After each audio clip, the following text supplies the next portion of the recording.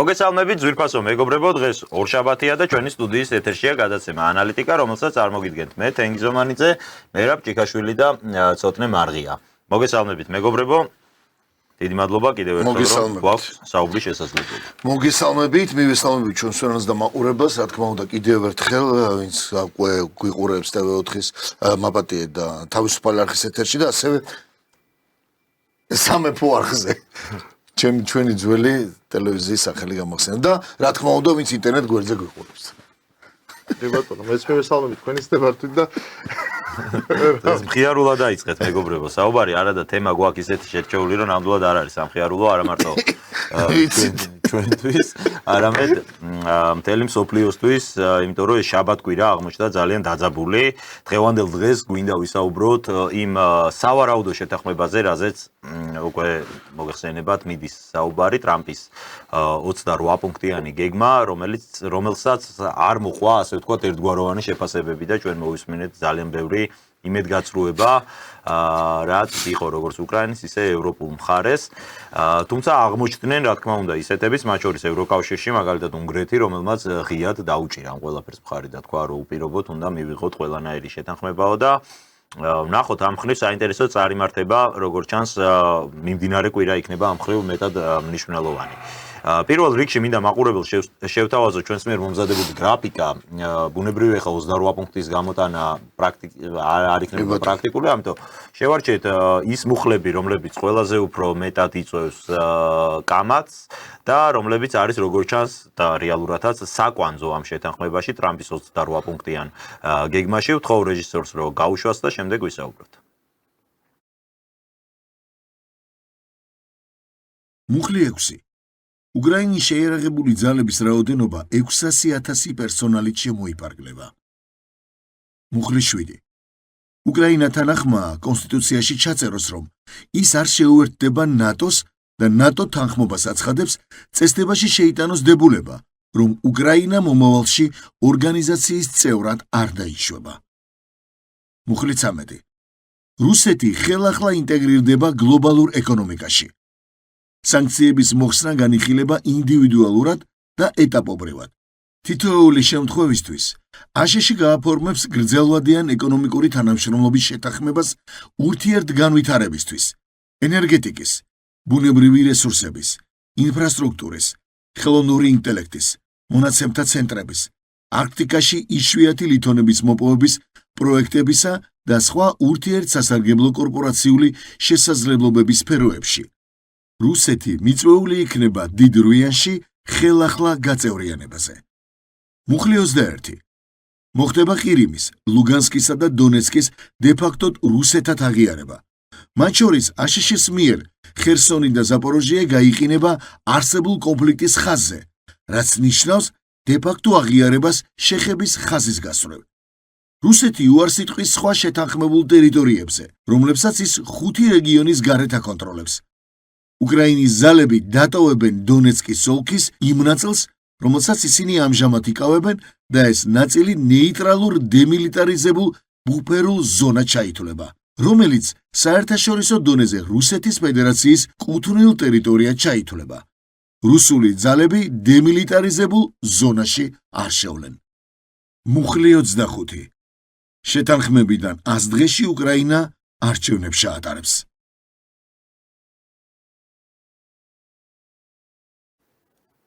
დიახ, ეს არის ის მთავარი საკვანძო მოცემულობები, რაც ამ შეთანხმებიდან გახდა ცნობილი. აქვე უნდა ითქვას, რომ პრეზიდენტ ტრამპის განმარტებით ეს არის ძირითადი საბაზისო ვერსია სამუშაო, თუმცა რაღაც ცვლილებები შეიძლება შევიდეს.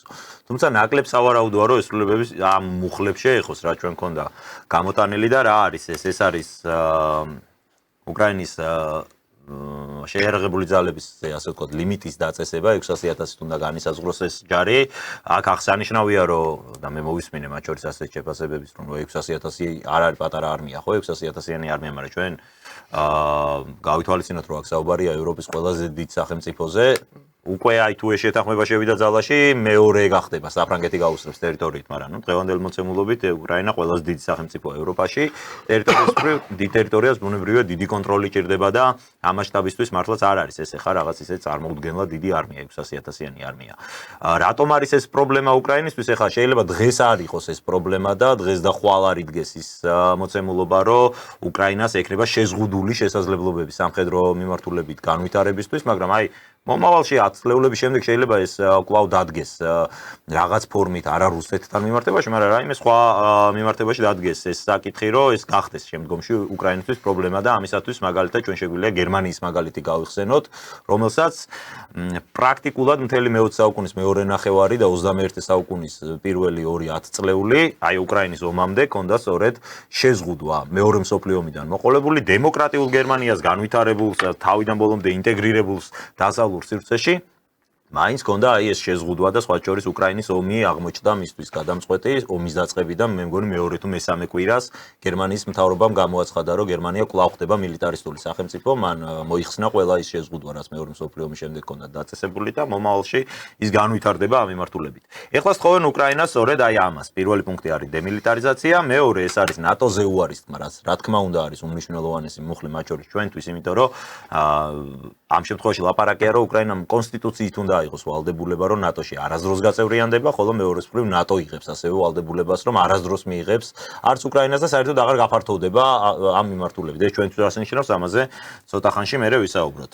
რაც მთავარია რუსეთი ამ შემთხვევაში დაბრუნდება როგორც დიდრუიანში, ასევე მას მოიხსნება ყველა სანქცია და ის სრულად იქნება ინტეგრირებული მსოფლიო ეკონომიკაში. აქ არ გვაქვს გამოტანილი, მაგრამ ასევე ლაპარაკი არის ამნისტიაზე, რომ ომის პერიოდში როგორც ერთი ისე მეორე მხრიდან ყველა დანაშაულის ამნისტირება უნდა მოხდეს. ეს მათ გასაგონად ვინც ამბობდა რომ აი მაინც მოვადრო რომ პუტინს გაასამართლებენ, არა, შეთანხმებაში იწერება რომ არავის არ გაასამართლებენ ამ ყველაფრის გამო და მოკლედ აი ერთი სიტყვით ეს პოზიცია და რა თქმა უნდა რაც ყველაზე მნიშვნელოვანია ტერიტორიული დათმობები რაც უწევს უკრაინას. ერთი სიტყვით ეს შეთანხმების ეს რედაქცია ჩემი აზრით სრულიად სამართლიანად შეფასდა კაპიტულანტურ შეთანხმებად უკრაინას თხოვენ კაპიტულაციის გამოცხადებას. ყველაფერი ის მერე რაც წერია ხა უკრაინის ბენეფიტები რომ მაგალითად ევროკავშირის ბაზარზე მას მიეცემა ლიმიტირებული წვდომა და მომავალში არ გამოირიცხება მისი ევროკავშირის წევრობა, მისი აღდგენისთვის რაღაც თანხების გამოყოფაზე შეთანხმდებიან მსოფლიო ლიდერები. ეს არის აი რაღაც ვიტრინაში გამოსადები დეკორაციები, თორე შინაარსი არის სწორედ ის მუხლები, რაზეც ჩვენ ვისაუბრეთ. საინტერესოა აი ცოტნე შენი პოზიცია მოვისმინოთ.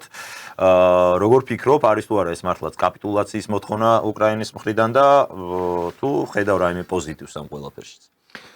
ბატონო, კიდევ ერთხელ მოგესალმებით. უკრაინას პრინციპში შეიძლება კაპიტულანტურად შეფასდეს ეს შეთანხმება და მოთხოვნა ამ შემთხვევაში ამერიკის შეერთებული შტატების მხრიდან.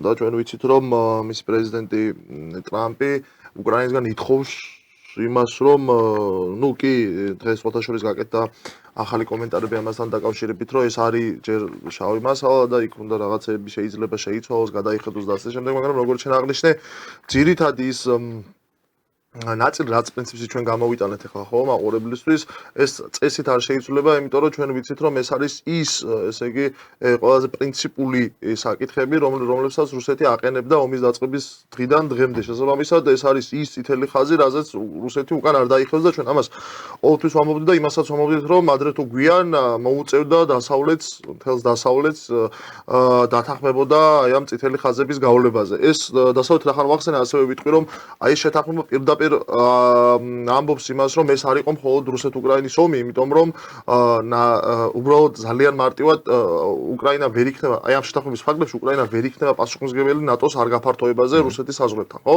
მაგრამ აი ამ პასუხისმგებლობას იღებს თავად ნატო. ხო, აქედან გამომდინარე ეს პირდაპირ მიანიშნებს იმაზე რომ ეს მხოლოდ რუსეთ-უკრაინის ომის კონტექსტი არ არის. ეს იყო უფრო დასავლეთისა და რუსეთის დაპირისპირება, ნატოსა და რუსეთის დაპირისპირება, სადაც პრინციპში ჩვენ შეგვიძლია ვთქვათ რომ აი ამ მონაცემები თუ ეს რედაქცია აი ამ შეთანხმებისა იქნება მიღებული, შეგვიძლია პირდაპირ ვთქვათ რომ ამ შემთხვევაში აი ამ ბრძოლიდან მიუხედავად დიდი დანაკარგისა შეიძლება საკმაო ეკონომიკური ზარალის დაუჯდა რუსეთის სახელმწიფოს ყველაფერი გამოდის გამარჯვებული, იმიტომ რომ ის იღებს იმას, რისთვისაც ეს კონფლიქტი დაიწყო, ხო? ეს პირველ რიგში ეს არის ნატოს არ გაფართოება რუსეთის საზღვრების მიმართულებით, რაზეც პასუხისმგებლობას იღებენ ამ შემთხვევაში ამერიკის შეერთებული შტატების უკრაინის დემილიტარიზაციას მოთხოვნა და დენაციფიკაცია და ამას შეეხება სწორედ ის არჩევნების მოხდენება. კი ბატონო, აქედან გამომდინარე, ხო, აქედან ის თავარი სურვილები და მიზნები რაც იყო ჩანაფიქრი რუსეთის სახელმწიფოსი და მისი თავდაცვის ვინც ეს ყველაფერი დაგეგმა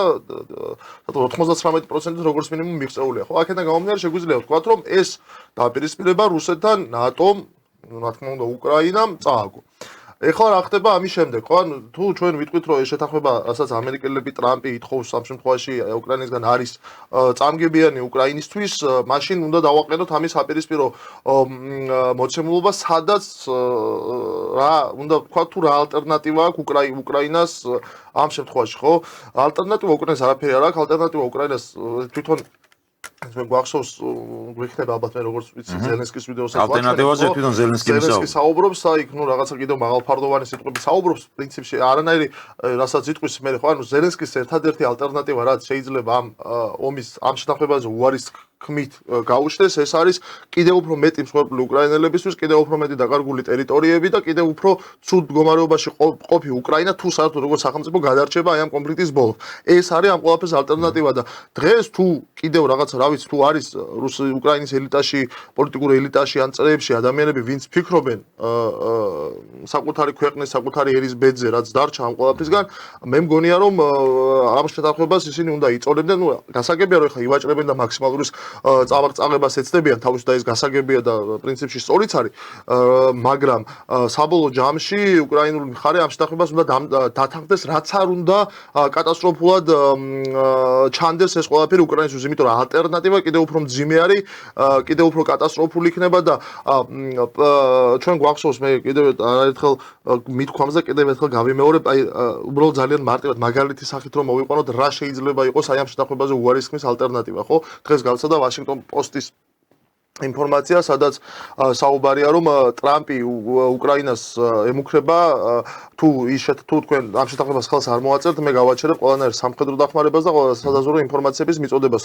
როდესაც ეს ბოლოს მოხდა ამერიკის შეერთებული შტატების მხრიდან, ხო, სადაზვერვო ინფორმაციების მიწოდება შეწყდა და სამხედრო დახმარება შეწყდა, 7 თვის განმავლობაში კურსკის რეგიონში გამაგრებული უკრაინული არმია ერთ კვირაში გამოაგდეს იქიდან. აქედან გამომდინარე, ეს არის მისი ალტერნატივა, ზელენსკის ალტერნატივა ამ შემთხვევაში, აი ამ შეთანხმებაზე უარისხმის შემთხვევაში იქნება ის, რომ კიდევ უფრო დიდ ასე ვთქვათ, ზარალს და დანაკარგს მოუტანს საკუთარ ქვეყანას. აქედან გამომდინარე, არ მგონია რომ ეს ყველაფერი მე მგონია რომ ზელენსკი ძალიან კარგად ესმის.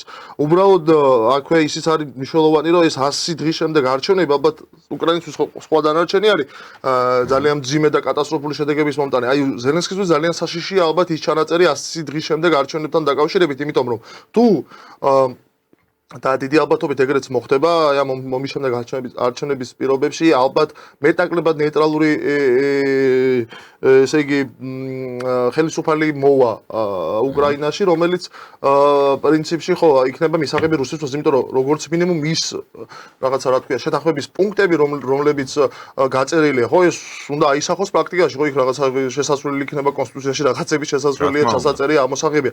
აქედან გამომდინარე, აი ახალი მთავრობის პირობებში შეიძლება დადგეს დღის წესრიგში ზელენსკის ასე ვთქვათ საქმენის საგმირონის გამოძების ამბავიც, ხო? ანუ ჩვენ დღეს უკვე ამის ნიშნებს რა გვაძლევს პრინციპში რაც შეგვიძლია ვთქვათ, უცებ ვიტყვი ის დავუშვათ კორუფციული სკანდალი რაც იქ ეხლა გამოვიდა სააშკარაოზე, რომელიც არის დაკავშირებული ზელენსკისთან და მის უახლოეს გარემოცვის წევრებთან, ხო?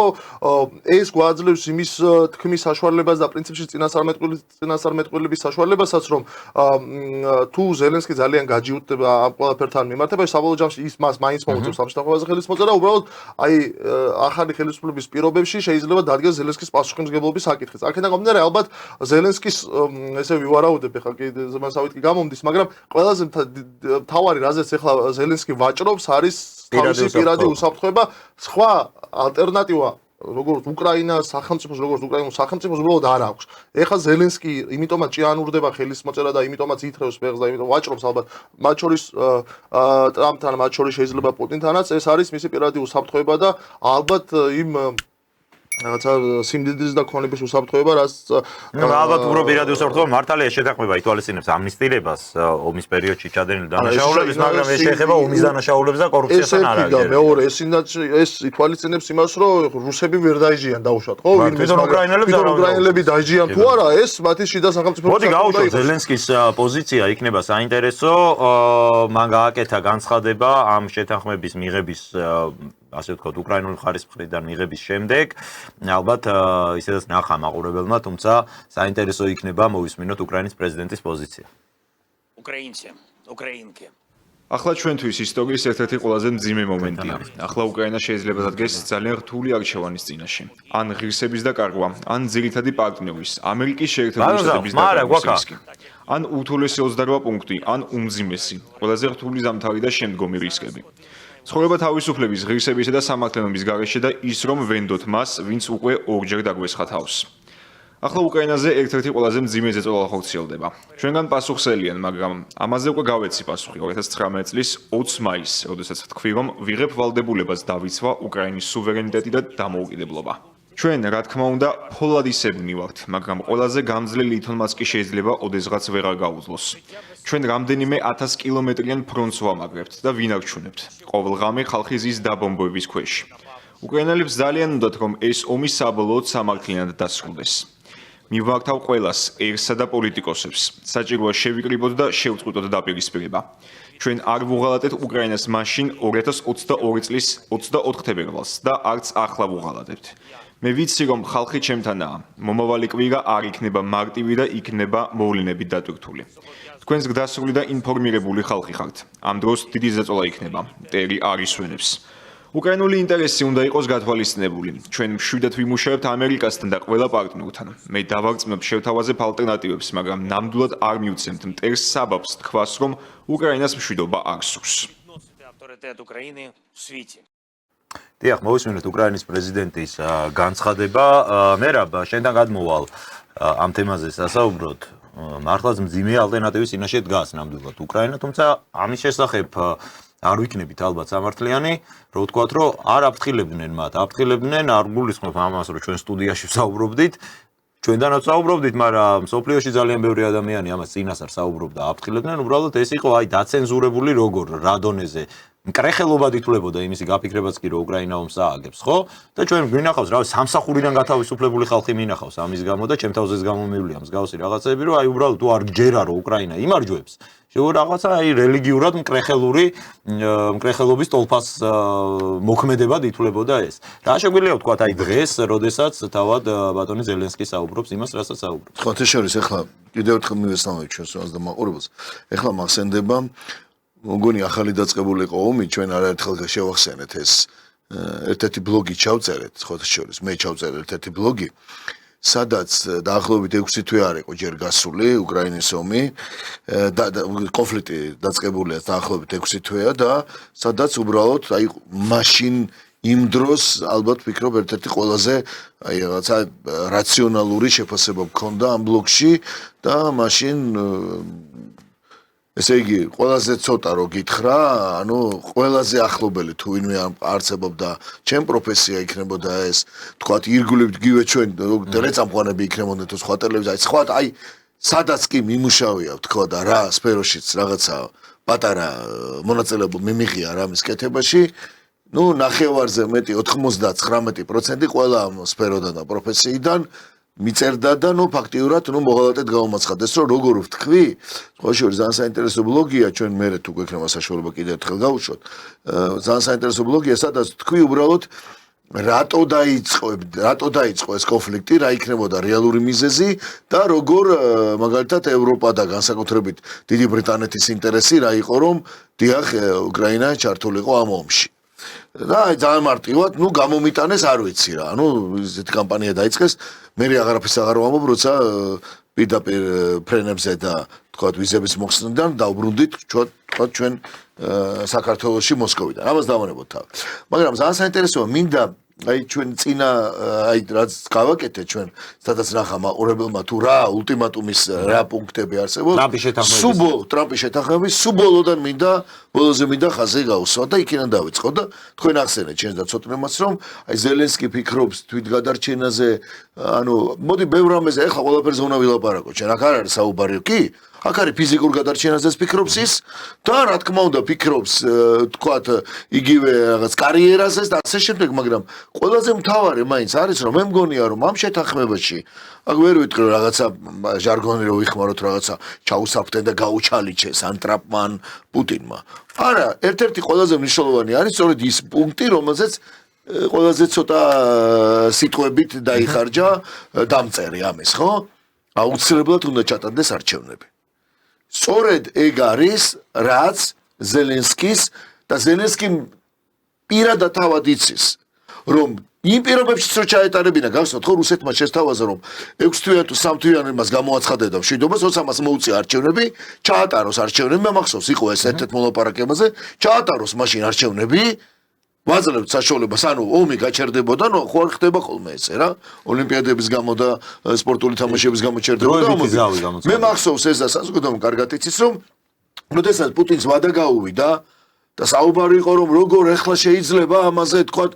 პუტინმა რუსეთმა შესთავაზა რომ კი ბატონო თუ ამერიკელებს არ მახსოვს რომელიღაც დიდ ქვეყანას შესთავაზა რომ მოდი იყავით შუამდგომლები იშუამდგომლეთ ჩაატაროს გავაჩეროთ ომი და ჩაატაროს არჩევნები ზელენსკი იმ დღიდან იცის დღემდე მით უმეტეს და დღეს უფრო მეტად იცის რომ მისი ავტორიტეტი, მისი რეიტინგი გარკვეულწილად უკვე ბოლო პერიოდში უკრაინელ ხალხში გამორიცხულია მან ხელახალ არჩევნებში მოიგოს.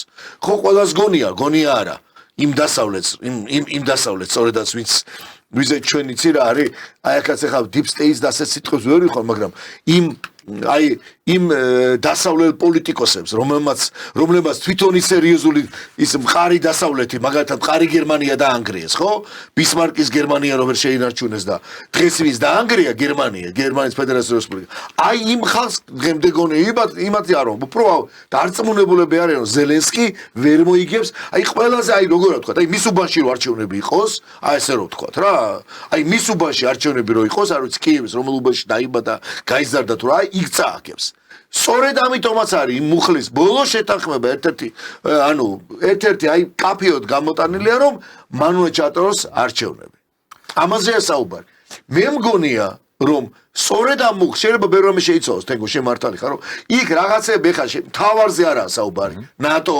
ტერიტორიები ამაზე არაა საუბარი, მაგრამ იქ რაღაცები შეიძლება შეიცვალოს და ამას ეს პუტინმაც კარგად იცის და ნებისმიერი ხელშეკრულება, რომელიც იდება ეს ქვეყნების დროს, სულ კავშირები და სულ მოკავშირეები იყვნენ, რაღაცა უმნიშვნელო პუნქტების კი ბატონო, მაგ ლოგიკით ბედი აქვს სხვათა შორის მართლა რას ვეჭით, ხო? ჩვენი თანამემამულები არიან, რაც არ უნდა იყოს და მით უმეტეს ახლა ბევრ მათგანს ვიცნობ კიდევაც.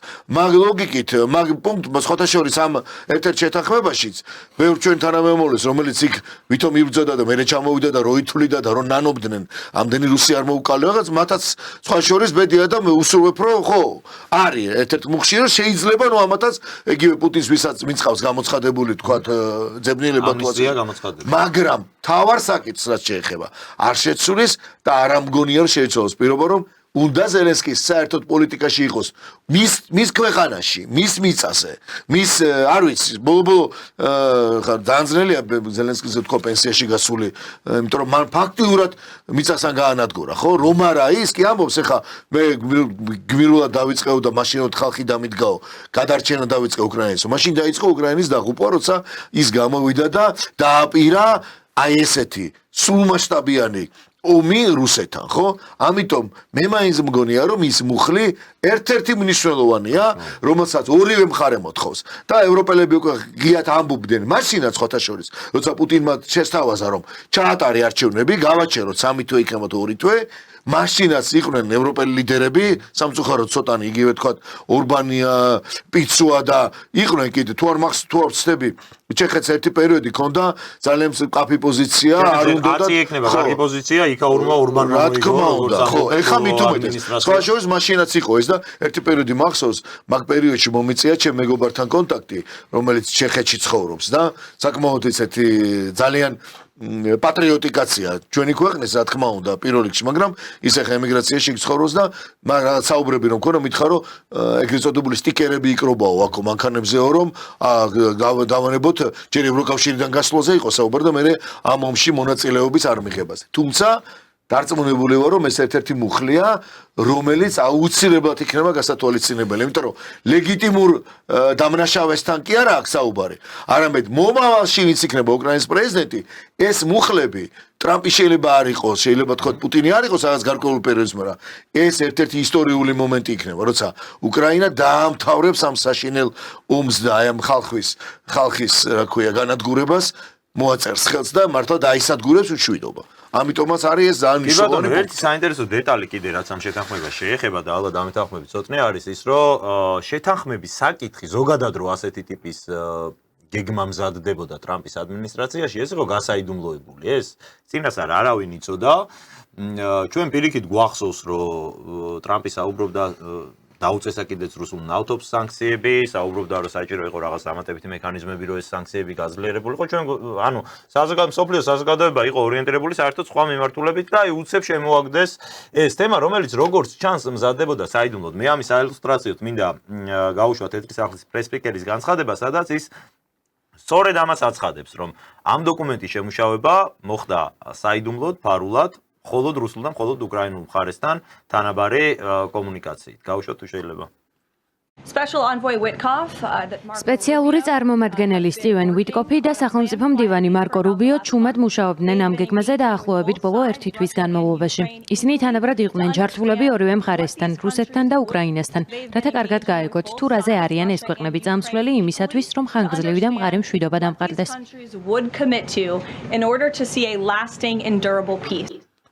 რატო გავუშვი ხა ეს? საინტერესო პუნქტი არის მათ შორის ამ შეთანხმებაში, რომელიც ეხება პირდაპირ ევროკავშირს. მაგალითად არის საუბარი, რომ უკრაინა ну გარდა იმისა, რაც ევროპელებს ისედაც ეხებათ შეთანხმებით რაღაც ტიპის ვალდებულებებს იღებენ უკრაინის აღდგენასთან და ასე შემდეგ ამ მონაწილეობასთან დაკავშირებით, აქ წერია, რომ უკრაინა გახდება ნატოს წევრი ვერ გახდება, მაგრამ ევროკავშირის წევრობა მას შეუძლია და ასევე ის მიიღებს ამ პერიოდში, სანამ ის გახდება ევროკავშირის წევრი, ლიმიტირებული წვდომა ექნება ევროკავშირის ბაზარზეო და როგორც აღმოჩნდა, ეს შეთანხმებაში ტრამპმა ჩაწერა ისე, რომ ამ შესახებ ევროპელებს არაფერი არ უთქვია საერთოდ, იმიტომ რომ აი ხომ მოვისმინეთ, ჩუმად ხდებოდა თურმე ამ გეგმის შემუშავება და ჩვენ შეგვიძლია ასევე ევროპელი ლიდერების პოზიციას მოვისმინოთ ამ ყველაფერთან დაკავშირებით, სადაც ისინი თავად ამბობენ, რომ მათთან შეუთანხმებლად ჩაუწერია თურმე ტრამპს გავწირა. თუმცა საინტერესო ვიდეო გავა, ნახე რა კარგადაა ნახსენები, რომ უკრაინულმა მხარემ და რუსულმა იცოდა. კი თუმცა მათთან შეთანხმები ჩაწერა ეს და ესე იგი ეს ნიშნავს რომ უკრაინულ მხარე დათანხმდა ამას. ნუ ხო, უკრაინულ მხარე შეიძლება საკითხი აღენეს. ნუ ყოველ შემთხვევაში ხო შეთანხმების ნაწილზე ხო ერთი მეორე მხარე იჯდა. ხო ამბობს არა ქალბატონი, რომელიც ამბობს რომ დიახ რაღაცეები ხდებოდა ჩუმად, ოღონდ ეს სიჩუმე ნიშნავდა რომ სხვა ყველას გარეშე ოღონდ მთავარი მონაწილე პირები იყვნენ.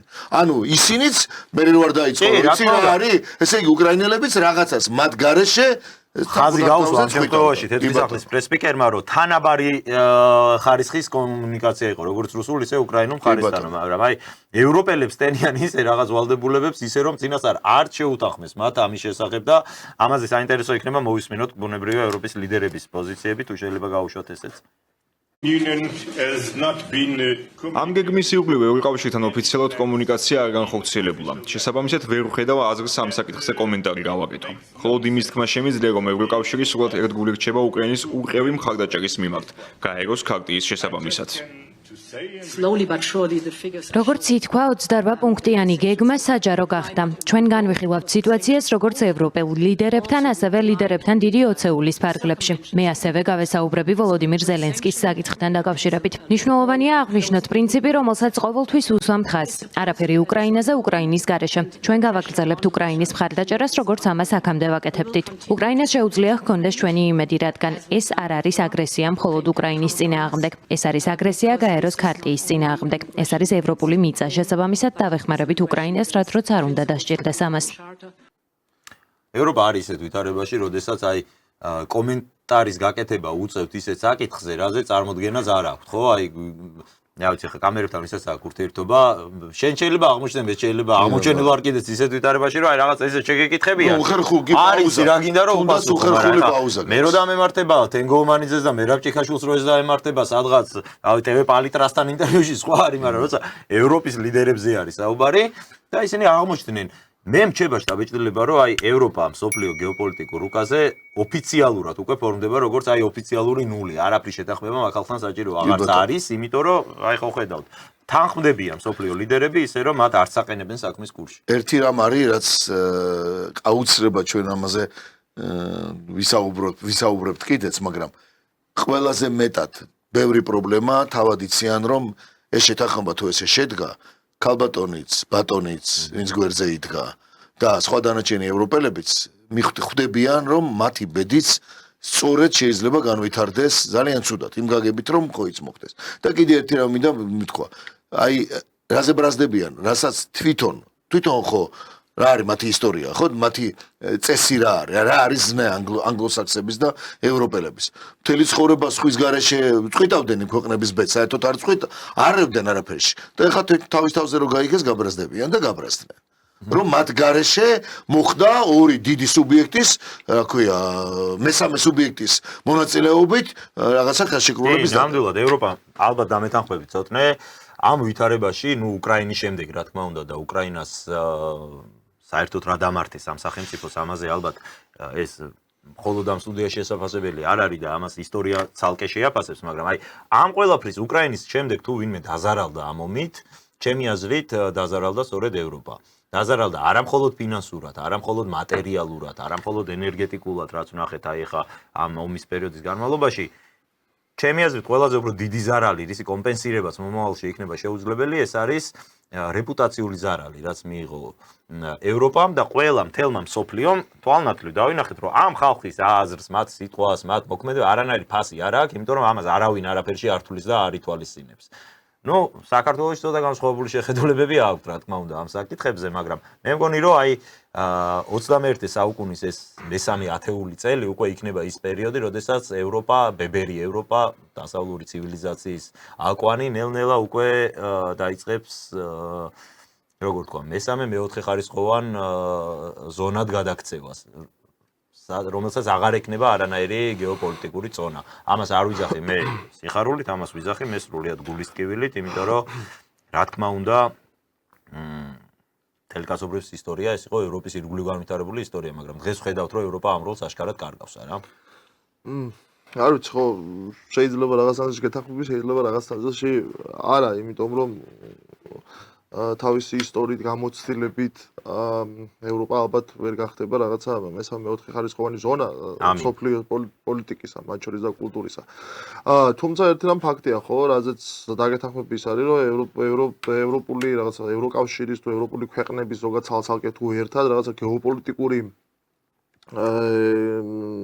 ჯამი ნულის ტოლი არის დღეს, იმიტომ რომ მათ არავინ არაფერს მართლა ამდენად აღარ ეკითხება. უბრალოდ ერთ რაღაცაშიც უკრაინას დაკავშირებით რაც ახსენა თეთრი სახლის პრეს-სპიკერმა ის რომ თითქოს ეს უკრაინა რუსეთთან ერთად მზადდებოდა, ხო ეს არ გავს სიმართლეს, იმიტომ რომ არ ამგონია ზელენსკის ამ გეგმის შესახებ უკრაინაში მომზადებულს არ გავს. ხო, არ გავს ეს ნამდვილად კიევში მომზადებულს, პირიქით ზელენსკი უბრალოდ პოსტფაქტუმ ფაქტი წინაშე დააყენეს და იმიტომ სახეწაშლილი იმ ვიდეოში იმიტომ დგას და იმიტომ ეუბნება უკრაინელებს, რომ ჩვენ ახლა ამიან მარჩევანი წინაშე ვდგავართ. სინამდვილეში ეს იყო, რასაც ჩვენ თავიდანვე ვიძახდით მათ შორის ამ სტუდიაში და არა მარტო ჩვენ, იყვნენ სხვაებიც ვინც ამაზე საუბრობდნენ, იყო ის რომ პრინციპში, ხო, ანუ საბოლოო ჯამში ეს უნდა მომხდარიყო, ხო, ან რუსეთი გავიდოდა ბოლომდე, თუ ამის საჭიროებას იგრძნობდა, ან ეს კონფლიქტი დამთავრდებოდა ამერიკის შეერთებული შტატების რაღაცნაირი შეთანხმებით, ხო? ჩვენ ვთქვით, რომ ეს არის ახალი უკრაინის კონფლიქტმა გამოიწვია ახალი გეოპოლიტიკური ძვრები და ცვლილებები, ჩვენ ვღებულობთ ახალ მსოფლიოს, სადაც არ არსებობს მხოლოდ ერთი ჰეგემონია, არამედ შეიძლება იყოს რამდენიმე გეოპოლიტიკური ცენტრი მსოფლიოში და აი ამ პირობებში უკვე ფაქტი იყო ბოლოს რაც გამოიკვეთა, რომ ეს კონფლიქტი უნდა დასრულებულიყო აი ამ შეთანხმებით, რაც პრინციპში იქნებოდა გაფორმება ახალი ეს არის ახალი სამყაროს გაფორმება. ეს შეთანხმება თუ ამ სახით იქნება მიღებული, ჩვენ იმ მომენტიდან უკვე ოფიციალურად მივიღებთ ახალ მსოფლიოს, სადაც ერთპიროვნული ამერიკის შეერთებული შტატების ჰეგემონია ოფიციალურად იქნება დასრულებული და ჩვენ მივიღებთ რამდენიმე პოლ მსოფლიოში. ეს იქნება ამერიკის შეერთებული შტატები, რომლებიც მაინც შეინარჩუნებენ წვდომას, რა ქვია, და გავლენას დასავლეთზე, ამ შემთხვევაში დასავლურ ევროპას. კი ბატონო, დასავლურ ევროპას და ევროპის კონტინენტს გულისხმობ. გაჩნდება რუსეთი, რომელსაც აქვს და ჰქონდა პრეტენზია პოსტსაბჭოთა სივრცეზე. ამ შემთხვევაში აქ იგულისხმება ალბათ აღმოსავლეთ ევროპის ნაწილიც, სანამდეც დაუშვათ ექნებათ მადა რუსებს, ეს გამოჩნდება. აუცილებლად შედის სამხრეთ კავკასია და მათ შორის ჩვენც, რაზეც არაერთხელ უკვე იყო მინიშნები, მათ შორის ლავროვის განცხადება და მათ შორის ხმები. არა, უბრალოდ კი ბატონო, ხაზს გაუსვამას და აუცილებლად შედის აზიის მიმართულება, ხო? აქედან და რა თქმა უნდა ჩინეთი. დღეს უკვე გამოკვეთილ ცენტრებიდან ეს არის ჩინეთი, რომელიც ხო, ამ შემთხვევაში ჩინეთი იმხელა მასშტაბის გეოპოლიტიკური ცენტრია, რომელსაც პრინციპში პრეტენზია აქვს არა მხოლოდ რაღაც სამხრეთ აზიის მიმართულებაზე, არამედ პრეტენზია აქვს ევროპაზე, პრეტენზია აქვს აფრიკაზე, პრეტენზია აქვს სამხრეთ ამერიკაზე. შესაბამისად, მთელი გეოპოლიტიკა ალბათ აიწყობა ამერიკის შეერთებული შტატების იმაზე, რომ რაღაცნაირად მოხდეს ჩინეთის შეკავება. უბრალოდ ევროპის ბედზე რომ ვისაუბროთ, ევროპის ბედი არის ის, ჩვენ ახლა სამწუხაროდ არ ვაჩვენეთ, JD Vance-მა გააკეთა, ამერიკის ვიცე-პრეზიდენტმა გააკეთა კომენტარი, კითხა ჟურნალისტმა, თუ რას ფიქრობდა, ეხლა ესენი საზოგადოები ახალ გეგმას ადგენენ, ალტერნატიულ გეგმას ადგენენ, რომელიც უნდა შესთავაზონ უკრაინელებს, ანუ ეხო ცალკე სიგიჟე არა, აი როგორ სიგიჟეშიც არის, რა გამოხატავს ამას, რომ რუსებს კი არ თავაზობენ, ანუ ეს თითქოს უკრაინელების თითქოს პუტინმა არ უნდა მოაწეროს. ხო, თითქოს უკრაინელებმა უნდა გადაწყვიტონ ეს ომი დამთავრდება თუ არ დამთავრდება. ხო, აი უკრაინელებისთვის ამზადებენ ცალკე რაღაცა ალტერნატიულ გეგმას, რომელსაც რა თქმა უნდა პუტინი არ დათანხმდება, იმიტომ რომ პუტინმა თქვა ის რაზეც თანხმდება, ხო? თუ ეს პუნქტები არ იქნება შესული, ის ბოლო ინტერვიუს თქვა, რომ ჩვენ კი ბატონო, ეს შეთანხმება ჩვენ გვაწყობს, ჩვენ მზად ვართ ამ ყველაფრის ხელი მოვაწეროთ, მაგრამ თუ თქვენ არ გსურთ ამ ყველაფრის დაჯერება და მიღება, მათ შორის ევროპელ ლიდერებს უთხრა განსაკუთრებით, ხო? მაშინ თქვენ უნდა გაიხსენოთ კუპიანსკი, რომელიც ეხლახანი იყო და რომელიც რუსებმა საბოლოოდ აიღეს, ხო? დონეცკის მიმართულებით თუ ხარკოვის მიმართულებით არის ეს ქალაქი, ხო? თქვენ უნდა გაიხსენოთ ეს, იმიტომ რომ შეიძლება არც ისე სწრაფად როგორც ჩვენ ეს გვინდა, ასე ამბობს პუტინი, მაგრამ კუპიანსკი განმეორდება ყველგან სადაც საჭირო იქნება ჩვენ გავაგზავნებთ წისვლას, ანუ ამის ხმა იყო, რომ ჩვენ ეს ყველაფერი პრინციპში ხელს არ გვიშლის და გვაწყობს კიდეც ნელ-ნელა, მაგრამ დინამიურად ავიღებთ ყველა იმ წერტილს თუ მიზანს, რომელიც ჩვენს ამოცანებში შევა. აქედან გამომდინარე, ანუ ეს ალტერნატივა, ეს არის რაღაცა, არ ვიცი, სახის შენარჩუნების ცელობა ალბათ ევროპისთვის, რომ არავინ არაფერი არ კითხა, არავინ როგორც ჩვენ აღნიშნე რაღაცა ევროკავშირის საკითხებიც კი ტრამპმა გადაწყვიტა იქ ვის როგორ მიიღებენ და როგორ გაუხსნიან იქ რა ქვია ბაზარს, ხო? თუ ევროკავშირის ლიმიტირებულ ბაზარზეა საუბარი, ლიმიტირებული ბაზარი ჩვენს გვაქვს რაღაც გარკვეული წტომა ევროკავშირის ბაზარზე და რა ვიცი, მილიონობით უკრაინელის დაღუპვა იყო აუცილებელი იმისთვის, რომ უკრაინელებს რაღაცა 1/4 თავიანთი მოსავლის ხორბალი გაიყიდა თან რაღაცა თუ ისიც შეატანეს, ესეც არავინ არის წესეთ და მეორე რაზეც ჩვენ ძალიან სწორად გამახვილე ყურადღება, ხო, რომ ყველაზე დიდი ზარალი უკრაინის შემდეგ მიადგა სწორედ ევროკავშირს, ხო? ჩვენც არაერთხელ გვითხოვამს ეს, რომ აი ბრექსიტი და უშუალოდ ბრიტანეთის იქიდან გასვლა და მე ევროკავშირის ამ დღეში ჩაგდება თავის გერმანიით და თავის საფრანგეთით, ხო? ესეც არ გავს რაღაცა ძალიან დამთხოვებებს და შემთხვევითობებს, ხო? ესეც რაღაცა გარკვეულწილად ევროპის დასასრულებლად გადადგმული ნაბიჯები გამოყენებული. მაგას ისტორიული არგუმენტებია, პირველად კი არ მომხდარა. კი, რა თქმა უნდა, პირველად კი არ მომხდარა. შესაბამისად, ეს კონფლიქტი ამისთვისაც იქნა გამოყენებული და საბოლოო ჯამში ხა უკრაინა გაწევრიანდება ევროკავშირში თუ არა, ეს დროის საკითხია ეს ერთი, ხო? ეს პერსპექტივაში ამაზე საუბარი, როდის იქნება კაცმა არ იცის, მაგრამ ყველაზე მთავარი რაც არის, აქვს კი მომავალი ევროკავშირს იმ ფორმით, რა ფორმითაც დღეს არსებობს, ხო? სანამ უკრაინას ეგ პერსპექტივები რეალობად ექცევა, შეიძლება თავად ევროკავშირი აღარ არსებობდეს. აქედან გამომდინარე, ეს უბრალოდ ჩანაწერია, აი ვიღაცა უკრაინელი ან აი ჩვენ ლიბერალი, მაგრამ როგორ უნდა თქვა ამაზე, რომ ღირდა ევროკავშირში გაწევრიანების პერსპექტივა იმ ფასად, რომ ქვეყანა აღარ გქონდეს და პერსპექტივა ჩვენს კი ჩაგვიწერეს. მაშინ კანდიდატობაზე რო არ ხო და აი უბრალოდ აი ვიცი, აი არაფერი რო არ გამოჩენ, აი როგორ რაღაცა სახე ხო უნდა შენარჩუნებოდა უკრაინას, აქეთ ყველაფერი ამ შემთხვევაში ხო რაც რუსეთმა მოითხოვა, ყველაფერს უსრულებენ და იმათ ანუ რაღაცა ხო უნდა ჩაეწერათ, რომ აი ნატოში თუ არა, აი ევროკავშირში შემოგიყვანთ. ისიც 10-20 წლის შემდეგ ხო, იმიტომ რომ ეხლა დაანგრეული და გაპარტახებული ევროკავშირი ისა უკრაინა, ევროკავშირში არავის არ შეიძლება ეგ არაჩვენებს იმას, მე ამაზე მიფიქრია და აი რა მომენტის ილუსტრირება არის ჩემი აზრით, რომ რუსეთისთვის მაგალითად აი ევროკავშირის წევრობა უკრაინის თუნდაც არ არის პრობლემა ეს. არა, პრობლემა, გეტყვი რომ პრობლემა უბრალოდ რუსები ხვდებიან. ჩვენც ხო ხვდებით ეხლა რომ რატო აი რა ლოგიკით არ არსებობს ეს პერსპექტივა უკრაინისთვის. ეგ გასაგებია, გასო რეალურად რო არ არსებობს. ეგრე რეალურად არც ნატოს პერსპექტივა არ არსებობს, მაგრამ ნატოს პერსპექტივა არსებობდა თავის დროზე და სწორედ ამიტომ დაიწყო ეს სისხლისმღვრელი ომი, რომელიც მესამე წელია დღეს აღარ არსებობს გასაგებია. თავის დროზე არსებობდა ეს პერსპექტივა, იმიტომ რომ ევროპაში მაშინ თავის ამერიკის შეერთებული შტატებიდან იყვნენ ისეთი მთავრობები და არიან დღესაც ევროპაში, რომლებისთვისაც რაღაცა ეს ეგზისტენციალური ამოცანასავით ხონდა დასახული თავისთვის, რომ საიდან გაუჩნდათ ეს გიჟური იდეა, ბოროტი იდეა საკუთარ თავში, რომ მათი მოვალეობა აი ჩვენს ლიბერალებს როგორც აქვს, ხო? აი ხშირად ვამბობ ხოლმე ის ერთი უნდა მოვძებნო ერთხელ ეს თვითონ უნდა გავუშვათ რა. ერთი ქართველი ლიბერალი როგორც ამბობს, რომ აი თუ ჩვენ რუსეთთან ბრძოლაში ვიქნებით, მაშინ რა აზრი აქვს საქართველოს არსებობას, ხო? აი დაახლოებით ეგეთ ეგზისტენციალურ რაღაცა მნიშვნელოვნად წარმოუჩინეს საკუთარ ხალხს იქაც ევროპელმა ლიდერებმა, დღევანდელმა ევროპელმა ლიდერებმა, რომ თუ მათ ვერ შეძლეს რუსეთის დამარცხება, ჩამოშლა და იქ რა ვიცი დემოკრატიის გავრცელება თავიანთი კგბ-ს ჭალებში, ხო? ამ შემთხვევაში თუ რაღაცა ახალი რუსეთის შექმნაში მონაწილეობის მიღება ან საერთოდ დაშლა მისი. მაშინ თითქოს მათ არსებობას და რაღაცა ევროპულ ცივილიზაციას აზრი ჰქონდა დაკარგული და დღეს პოლიტიკა ბრუნდება რაციონალურობის ფარგლებში. მათ შორის ბრუნდება პირველ რიგში დაბრუნდა ამერიკის შეერთებული შტატები. მიუხედავად იმისა, რომ ტრამპი არ მომწონს როგორც პოლიტიკოსი, მგონია რომ რაღაცა უფრო შოუმენია ვიდრე პოლიტიკოსი, ხო? თავისი ექსტრავაგანტული ქცევები და ასე შემდეგ, ხო? მიუხედავად ამისა, მაინც იქ რაციონალიზმი დაბრუნდა. ეს რაციონალიზმი არასდროს არ იყო დაკარგული რუსეთში. აი ამ თუ არ ჩავთვლით 90-იანი წლების შუალედ სანამ პუტინი მოვიდა და იქ, იმიტომ რომ გასაგები მიზეზების და გამო, ხო?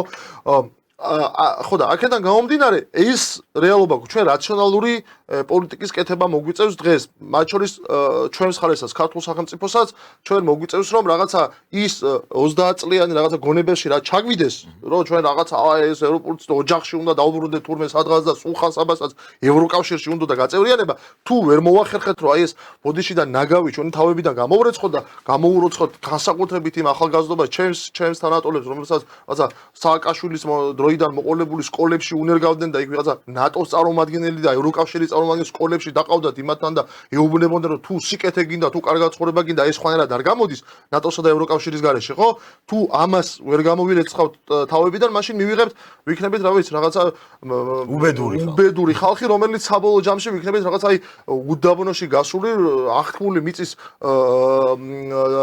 პოვნის იმედით და დასასრული ბიბლიური შემთხვევიდან განსხვავებით ჩვენთვის ძალიან რადიკალურად უარესი იქნება და სხვაჯორის აი ევროკავშირის წევრობასთან დაკავშირებით ის უნდა ვთქვა და ამ შემთხვევაში სიმართლე ეს არის მეგობრებო რომ ევროკავშირის წევრობა დაცვის კოლგის გარეშე ეს არის წარმოუდგენელი არ არის ანალოგი ნუ თუ არ ჩავთვლით ცენტრალური ევროპის აი ავსტრიის მაგალითად შეიძლება კიდე რაღაც მოვნახოთ რომლებსაც აქვს თან ნეიტრალიტეტის სტატუსი და თან ამ ევროპულ ბაზარზე წვდომა სხვა ოღონდ ეს არის გამონაკლისი და ეს არის ავსტრია ის არ არის უკრაინა ის არ არის მოლდოვა სხვა შემთხვევაში ევროკავშირის გაფართოების პრეცედენტი ისე რომ ჯერ იქ წინასწარ არ შესულიყო ნატოს ინფრასტრუქტურა არ არსებობს ეს გასაგებია რატომაც იმიტომ რომ ევროკავშირია ეს არის ეკონომიკური ზონა ევროპელებისთვის სასიცოცხლოდ მნიშვნელოვანი ეკონომიკური ზონა და ისინი ამ ზონას არ გააფართოვებენ თუ იქ არ ექნებათ უსაფრთხოების გარანტიები. აი მაგალითად ბალტიის პირეთის ქვეყნების მაგალითი შეგვიძლია გავიხსენოთ, რომლებიც 2004 წელს გახდნენ ევროკავშირის წევრები, მაგრამ 2003 წელს გახდნენ ნატოს წევრები. ეს აუცილებელი არის, ეს არც არ წერია ქაღალდზე ესე ვალდებულების სახით, მაგრამ ნუ დე ფაქტო ეს არის აუცილებელი მოცემულობა, რომ ევროკავშირის წევრი თუ გინდა გახდე, შენ უნდა გიცავდეს რაღაც ტიპის უსაფრთხოების ქოლგა და პირველ რიგში ეს არის ნატოს ქოლგა, ბუნებრივია ვირტუალური ქოლგა. თუ ეს რატო არის ამ მნიშვნელოვანი რომ თუ უკრაინაზე ეუნებია რომ თქვენ ვერ გახდებით ნატოს წევრი ეს ნიშნავს რომ ის ვერ გახდება ვერც ევროკავშირის წევრი თუნდაც დაუტოვონ ამისთვის სათანადო პერსპექტივა მაგრამ აი საქართველოს შემთხვევაში ერთი საინტერესო ნიუანსი გვაქვს აი რაღა უნდა მოხდეს ამ ქვეყანაში დღეს ზელენსკი არის გამოცხადებული მსოფლიოში აი ისგოი რო არის რუსულად ხო განდევნილი მთელი მსოფლიოს საზოგადოებისთვის ზელენსკი არის ესეთი და აი მე პირადად ეს მინდა ვთქვა და გულწრფელად მინდა ვთქვა რომ არ მიხარია, იმიტომ რომ ყველაზე უფრო ამორალური დღეს მგონია იმ დასავლეთის მხრიდან, ვინც უკრაინელები წააქეზა, ვინც უკრაინელები აი ამ უბედურებაში გაახვია, თუნდაც თვითონ ზელენსკი, ვინც აი ამ ზელენსკიც ვინც მოახვია თავს უკრაინელებს, ეხა და მთელი ეს პერიოდი ჩვენ გვესმოდა რომ ჩვენ უკრაინას დავიცავთ, იქამდე სადამდეც საჭიროა, ჩვენ ბოლო თეთრამდე, ბოლო კაპიკამდე ვიბრძოლებთ უკრაინის დასაცავად, ხო გვახსოვს ესეთი განცხადებები, ხა დღეს იმ ხალხის მხრიდან ზელენსკის გამოცხადება, რომ თურმე ეს კორუმპირებული კაცი ყოფილა, ეს არის ყველაზე დიდი ამორალობა, რასაც დღეს აკეთებს შეერთებული შტატები, რასაც დღეს აკეთებს დასავლეთი. პირდაპირ ეს არის ამორალობა, რომ ადამიანები, ესე იგი შეაწყვიტეს მილიონი კაცი და დღეს ეუბნებიან რომ თქვენ არანაირი კარტი არ გიჭირებთ და ხმაც არ გეკუთვნის იმ მოლაპარაკებებზე, რასაც შევათანხმებთ ჩვენ რუსეთთან. აი ესეთ მდგომარეობაშია დღეს უკრაინა, მაგრამ და საშინელია უხამსიხუმრობები იქ რაღაცა მონიკა ლევიცკისთან ანალოგები და იმას კლინტონს ყავდა ლევიცკი და ტრამპს ყავს ზელენსკი და აი ესეთ საშინელებებს აკეთებენ დღეს დასავლეთში, მაგრამ აი საქართველოში რჩება კვლავ ეს ზელენსკის ფან-კლუბი, რომელსაც ვერაფერს ვერ მოუხერხებს ვერანაირი ინფორმაცია, რაც შეიძლება მოისმინონ და მინდა შევთავაზო მაყურებელს, ახლა ჩვენ არ უშვებთ სპეციალურად იმ ვიდეოებს აკია ბარბაკაძეებს და ამ ჩვენი ვითომ ექსპერტების წარსულში გაკეთებულ შეფასებებს, მოსკოვი რო ქონდათ უკვე აღებული ამათი აზრით უკრაინულ ჯარს და ეგ ნაწილი დარწმუნებულია ახლა ჩვენ მაყურებელმა ისედაც არა ნაპოლეონს ვაკრიტიკებენ როგორ მოbrunდა უკრაინა. როგორ წააგო ნაპოლეონმა აგერ ზელენსკი აიღებსო კაცო მოსკოვსო და აქამდე ხო აი ამ ნაწილს არ უშვებთ, მაგრამ აი გუშინაც კი, გუშინ TV ფორმულას ეთერში იჯდა ქალბატონი ხატია დეკანოიძე და აი უბრალოდ მინდა მოვასმენინოთ მაყურებელს, რას ლაპარაკობდა ეს ადამიანი ამ ტელევიზიის ეთერში.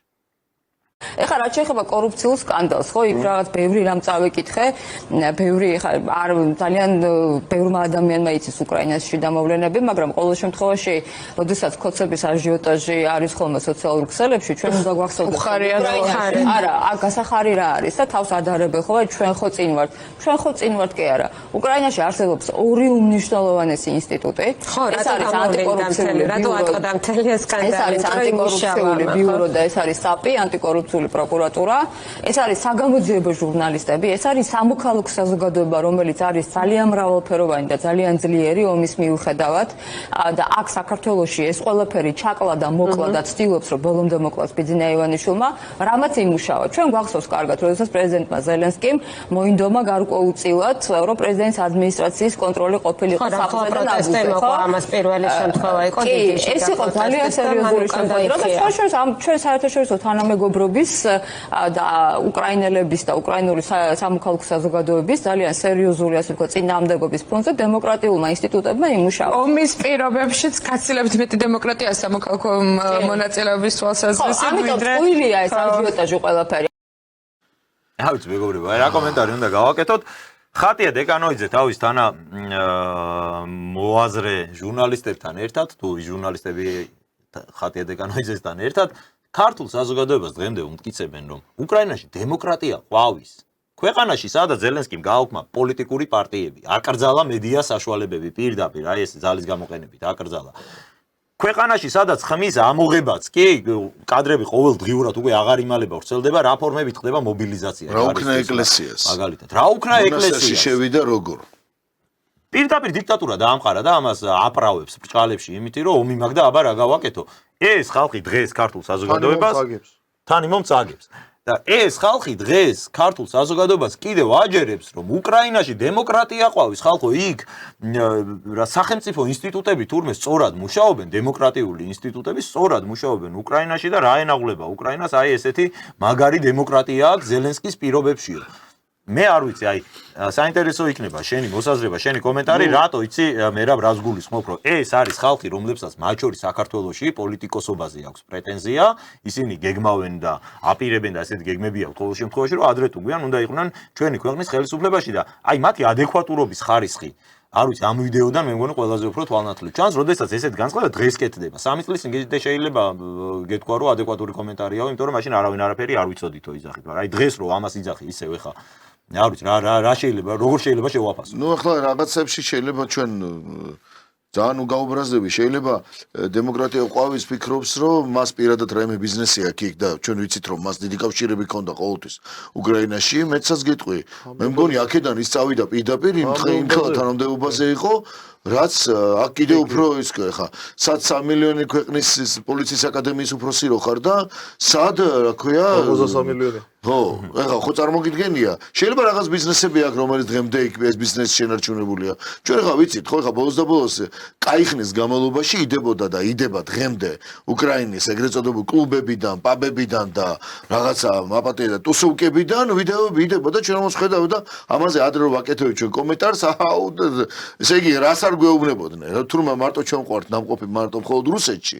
მოსკოვში საბჭოთა კავშირი ჩვენ გვიცხოვრია და უკრაინა კიევი საერთოდ არაფერს უეშია საბჭოთა კავშირთან და იქ არაფერი არ ხდებოდა. და ერთი კიდე ყველაზე მთავარია ხატია დეკანოიძის ნაირი პოლიტიკოსები რომლებიც ჯერ ამბობდნენ რომ აუცილებლად ბოლო უკრაინელამდე აუცილებლად სისხლის ბოლო წეთამდე უნდა ვიბრძოლოთ ის ჩვენი ომია თქვენ რაიმე ან მაყურებელს ან თქვენ რამე მაგალითი გინახავთ რომ პირადად ჯერ პირველი ისასულიყო ომში ან მისი შვილი გაეშვა ან მარტო სხვა ქვეყანაზე არა საკუთარ ქვეყანაში თუნდაც ჩვენ ხო ხალხს ვიცნობთ რამდენი წლებია ტელევიზიით რა ქვია პრესით ინტერნეტით ფეისბუქით გვეუბნებიან რომ ჩვენ ლაჩერები ვართ ჩვენ გვეშინია ჩვენ რუსეთის მონები ვართ კაიგე და თვითონ ყველაფერზე მიდიან ვაშკაცები არიან და მიდიან საბრძოლველად და ამას ისეთ ხალხს ეუბნებიან რომლებსაც ჩვენი ოჯახის წევრებს ჩვენ მეგობრებს რომლებიც როგორც აფხაზეთის ომში ასევე აგვისტოს აი ამ საშინელ ურდგიან ომში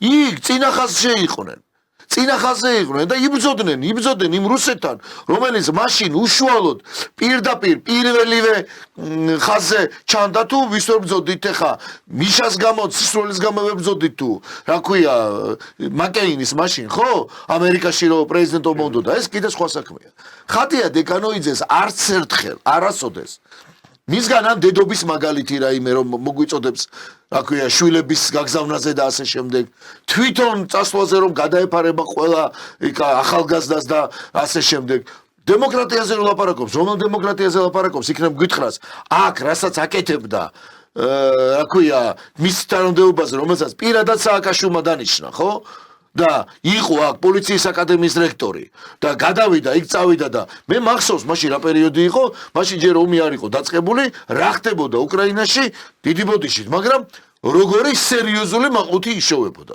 ამაზე თვითონ ლაპარაკობდნენ და მე ხა ზუსტად ვიცი ხო ელემენტარული მაგალითი არსებობს რაღაცა პერიოდი უკრაინასთან აი ამ ადამიანს კიდე საყვარელიძე რო არის რომელიც кайხანი არ გვინახავს ჩვენ და წასულია დეპუტატი რო იყო და მეგონი პროკურორი იყო ადეიშვილი და ასე შემდეგ და ხა მისთვის რა თქმა უნდა ის დემოკრატიაა და ის ამბობს რომ მისი ბიზნესი არ ვიცი რამე ბიზნესი თუ აქვს ეხლა იქ შეიძლება მუშაობს თენგო და ჩვენ ხო ჩვენთვის ხო სულ სხვა დემოკრატია და ქალბატონი დეკანოიძისთვის სხვა არის ჩვენთვის სულ სხვა არის მაგალითად ვინ არის კორუმპირებული და მისთვის სხვა არის ჩვენ განათლებულ კაცს ჩვენ რო ვიცით რომ ვიღაცა არის ნაკითხი ვიღაცა არის განათლებული მისთვის სულ სხვა კრიტერიუმებია რომ იყო ნაკითხი მისთვის ადამიანის რომელსაც გენდერული სქესი რავი 125-ია და ასე შემდეგ შენთვის და ჩემთვის არ არის ეს რაღაცა არის რაღაცა ფასეულობები, რაზეც აპრიორში თავიდან ვეურყალიბდები, თორე აქ საუბარი იმაზე კი არ არის. საქართველოზე კი არ აქვს საუბარი. საღი აზრი ხო არსებობს. შეიძლება რაღაცებზე ვერ თანხმდებოდეს, მაგრამ რაღაც საღი აზრის გარშემო უნდა ვიტრიალო. მე მაგალითად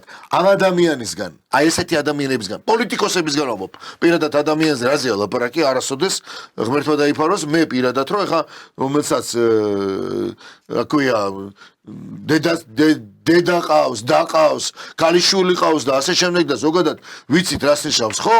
ქალის როლი რა არის და ასე შემდეგ, რაზეა ლაპარაკი, მაგრამ ჩემთვის ესეთი ადამიანი ამ ღირებულებებით, ესეთ პოლიტიკოსი, როგორც პოლიტიკოსი ამ შემთხვევაში, აი ნებისმიერ შემთხვევაში მიუღებელია. ის კი არა რომ რაღაცა მოვისმინო გავიგო. ბევრი მიუღებელი იდეურად განსხვავებული ადამიანებისგან ბევრ ხალხსაც მე მისავლია თქვა სხვა საკითხში. ერთია, როდესაც შენ გინდა, არ ვიცი მე ხა, როდესაც ჩვენ მიუფრინავთ და შორმანძილზე იქნება თუ პატარა მანძილზე. ჩვენ ხო გვაინტერესებს პირველ რიგში გვაინტერესებს რომ ფრინავი იყოს გამოსტილი პროფესიონალი და არა ის რა აზრის არის, რა ქვია, ამ ლიბერალებზე ან რა ქვია კონსერვატორებზე, არა? და ჩვენ ხო ამ ადამიანებს ქვეყანა ვანდეთ.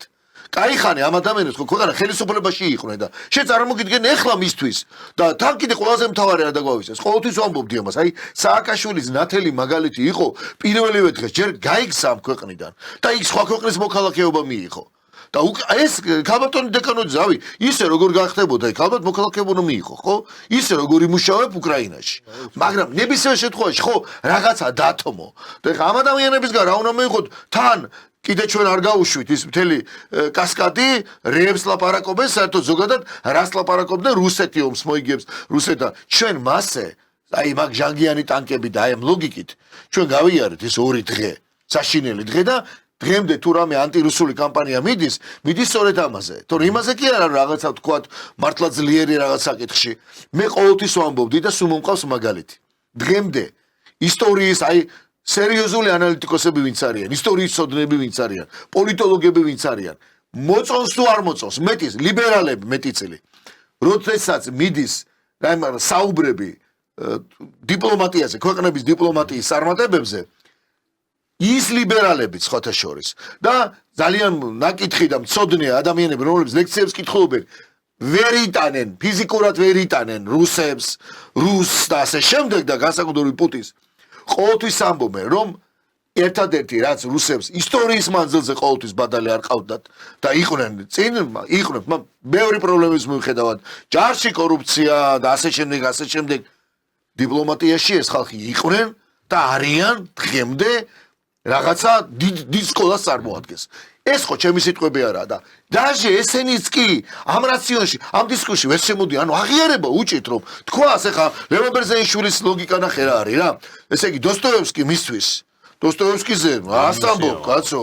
ვინ ამბობს, რაზე, მაგრამ აი რაღაც საკითხებში თუ რამე დოსტოევსკის რაიმე სხვა ან რუსეთზე და ეხა ყველამ კარგად ვიცით ხო თუ ვინმე აკრიტიკებდა რუსეთს ეკლესიას და ასე შემდეგ ეს იყო დოსტოევსკი ტოლსტოი და ერთმანეთთან მიმოწერას რო ხო მაგრამ მათ ხო რაღაც საკითხებში არა რას ამბობ კაცო როგორ გეკადრება ეხა შოთა რუსთაველი როცა უნდათ მათ მართლა ის არის და ისე მოიხსენები როგორც საჭირო როგორც რო აფასებთ ხო იმ ეპოქით და სხვა შემთხვევაში სხვა ყველა და ყველაფერი რას ამბობ პუტინის პოეტი და ასე შემდეგ ეს დამოკიდებულება მათი ვიცით უბრალოდ იცი რა არის რომ დღემდე იარაღი აქვს ერთი რაღაც.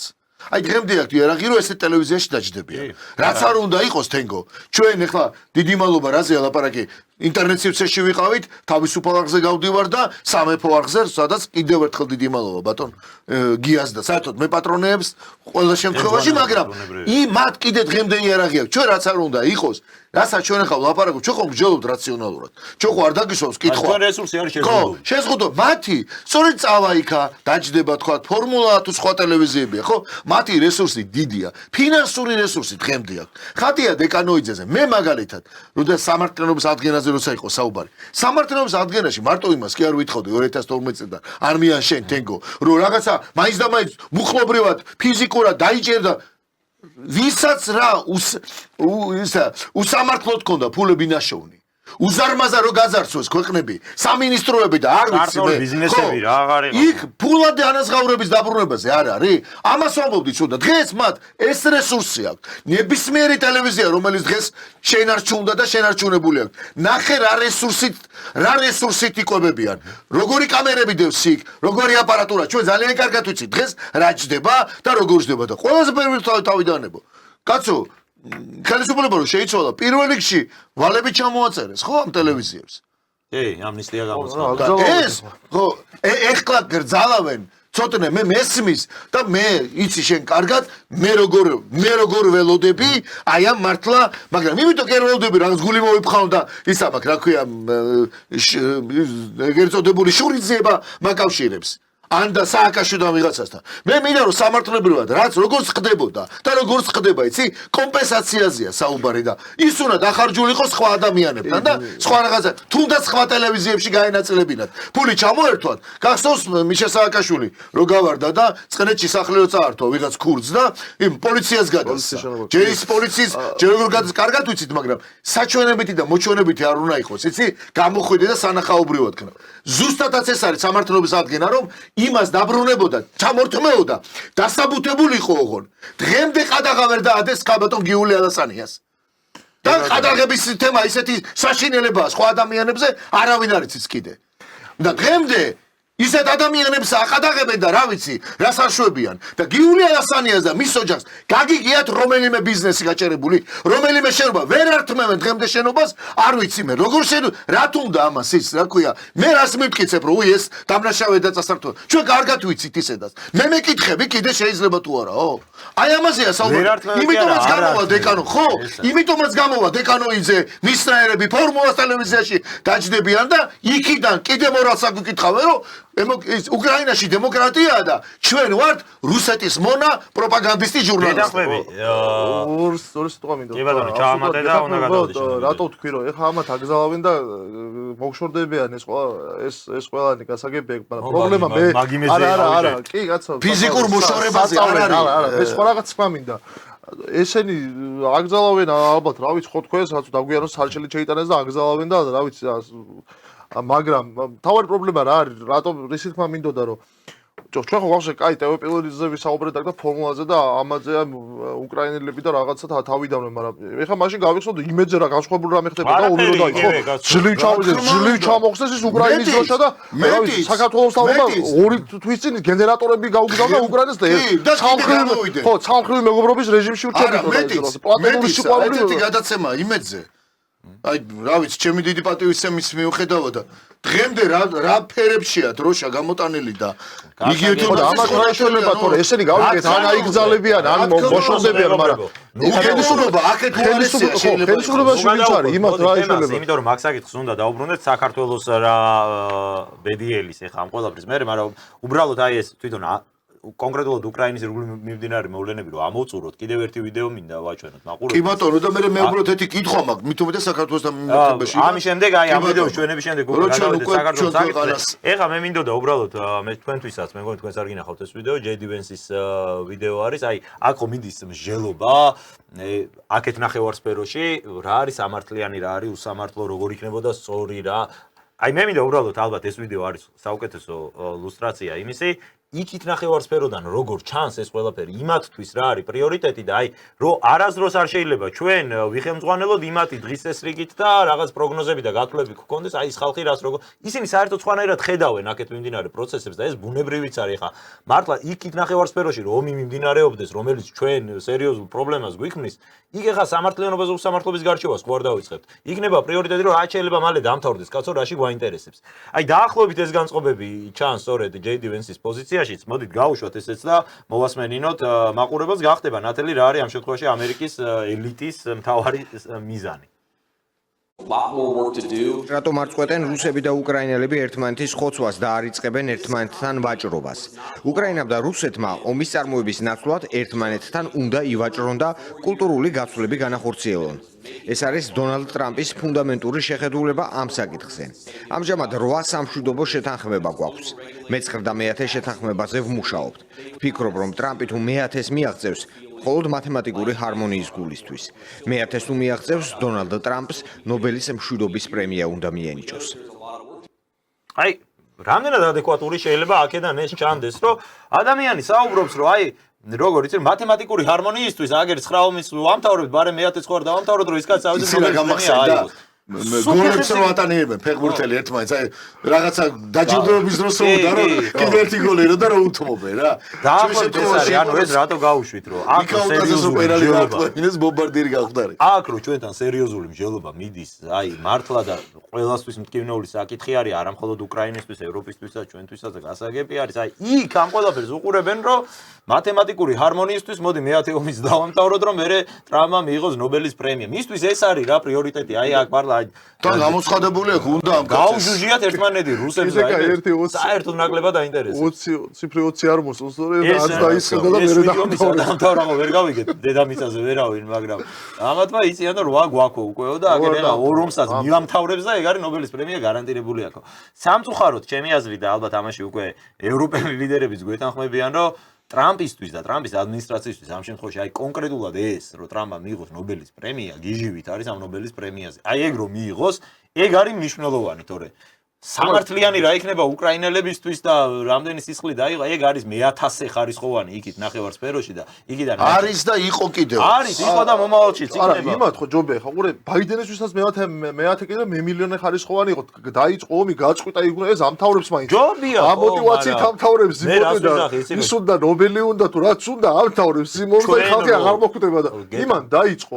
გაწყვიტა მილიონობით რუსი და უკრაინელი. მე აქ უბრალოდ რაზე მინდა, იცი, ყურადღება რაზე. დამოკიდებულებაში გეთანხმებოდა. დამოკიდებულება და ჩვენც ხო გვაქვს ეს აქ უკრაინა ხო არ არის მხოლოდ ეხა ისიც თქვათ მოდით ღიათ რომ თუ ამერიკელები და რუსები უკრაინის საკითხზე თანხმდებიან და იქ ხელშეკრულებაში შეიძლება უკრაინა შეეხება ის მუხლები რაც იქ წერია ეს ხო აპრიორში ნიშნავს იმას რომ ეხლა უკრაინაზე შეთანხმდებიან და კავკასიაზე ომს გააგრძელებენ არა თუ თანხმდებიან ესე იგი კავკასია შედის მაგ შეთანხმების პაკეტში შენითქმის არ იყო შუა აზია შედის და ყველაფერზე თანხმდებიან იქ ხელშეკრულება უკრაინის ნაწილზე იწერება მაგრამ ამის იქით კიდე რა შეთანხმებები არის ეს ხო თავისთავად ცხადია და ჩვენთვის არის ეს მნიშვნელოვანი ვიცოდეთ რომ იქიდან ჩვენ არ უნდა გქონდეს მოლოდინი რომ რაიმე ადეკვატური დამოკიდებულება იქნება იქ საერთოდ სხვა პრიორიტეტები წერას აზრი არ აქვს არა ხო იცი რა რადგან ჩვენ მოდი ხა დავბრუნდეთ თავინაბოლომდე საქართველოში და საქართველოს გვეძე ვისაუბრო და მე მიჩნდება აი უბრალოდ კითხვის ფორმულირების დროს უბრალოდ მინდა პატარა ექსკურსი გავაკეთოთ და მოდი ასე ვთქვათ დღესაც კი აი ეხლაც კი მით უმეტეს რომ ყველა ხვდება რომ ეს სერიოზული შეთანხმება და ღმერთმა ქნას რომ ეს შეთანხმება შედგეს ეს ტრამპის მიერ შედგენილი დოკუმენტი, რომელიც უშუალოდ პირველ რიგში ითვალისწინებს მშვიდობას უკრაინაში და რუსეთში, აუცილებლად უნდა შედგეს და ღმერთმა ქნას რომ შედგეს. მაგრამ მიუხედავად იმისა, რომ ბევრი ხვდება, ტვინგამორეცხილი იქნება ეს, ლიბერალი იქნება ეს, არ ვიცი მე, კონსერვატორი იქნება ეს თუ რაციონალურად მოაზროვნე იქნება თუ ერთგული თავისი ქვეყნის ამ შემთხვევაში, ყველა თავის ქვეყანაზე ფიქრობს და ეს ომი მართლა მსოფლიოს ჭირდება. ერთი რაღაც მარტივად ისახება ერთი ესეთი კითხვა მიჩნდება. მე ამ შემთხვევაში კითხვა მიჩნდება დღევანდელ საქართველოში, დღევანდელ ქართულ პოლიტიკოსებთან ამ შემთხვევაში ხელისუფლებასთან. მოდი ასე ვთქვათ, პირდაპირ დღევანდელ ადმინისტრაციასთან. მარტივად მინდა დავსვა ეს კითხვა, უბრალოდ აი თუნდაც ასე მიუდგეთ, რომ ძალიან ბევრს არ უნდა სიტყვა გამოიყენოს რომ აიცი რა გამარჯვებული თუ დამარცხებული. აი პუტინი გამარჯვებულია თუ დამარცხებული გამოაკეთან უკრაინა და ასე შემდეგ. საერთოდ აი სულ სხვანაირად დავსვა კითხვას. თუნდაც ეკონომიკა ჩამონგრეულ. რუსეთშიც ძალიან ბევრ დაღუპულ. შიგნით არ ვიცი მე არეულობა გამოწვეულ.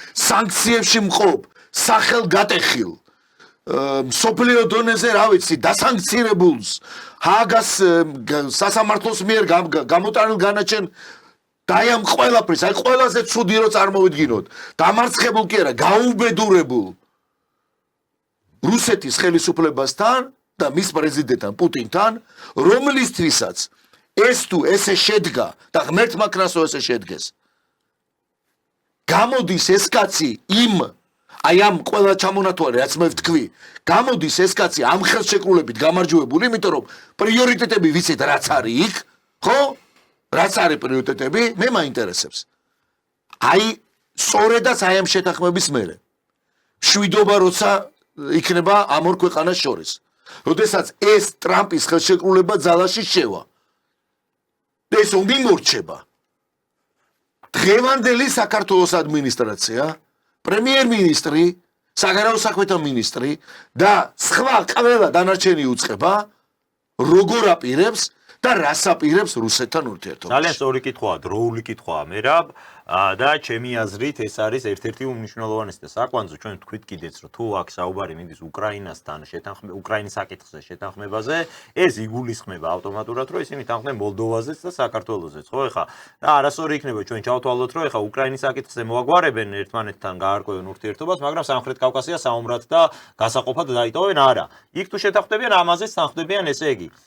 მე მინდა შეგახსენოთ რომ ამ ტრამპის გეგმის ერთ-ერთი უმთავრესი პუნქტი არის რომ უკრაინამ საკუთარ კონსტიტუციაში უნდა ჩაწეროს რომ ის არაზროს გახდება ნატოს წევრი და არ ექნება სწრაფვა ნატოსკენ.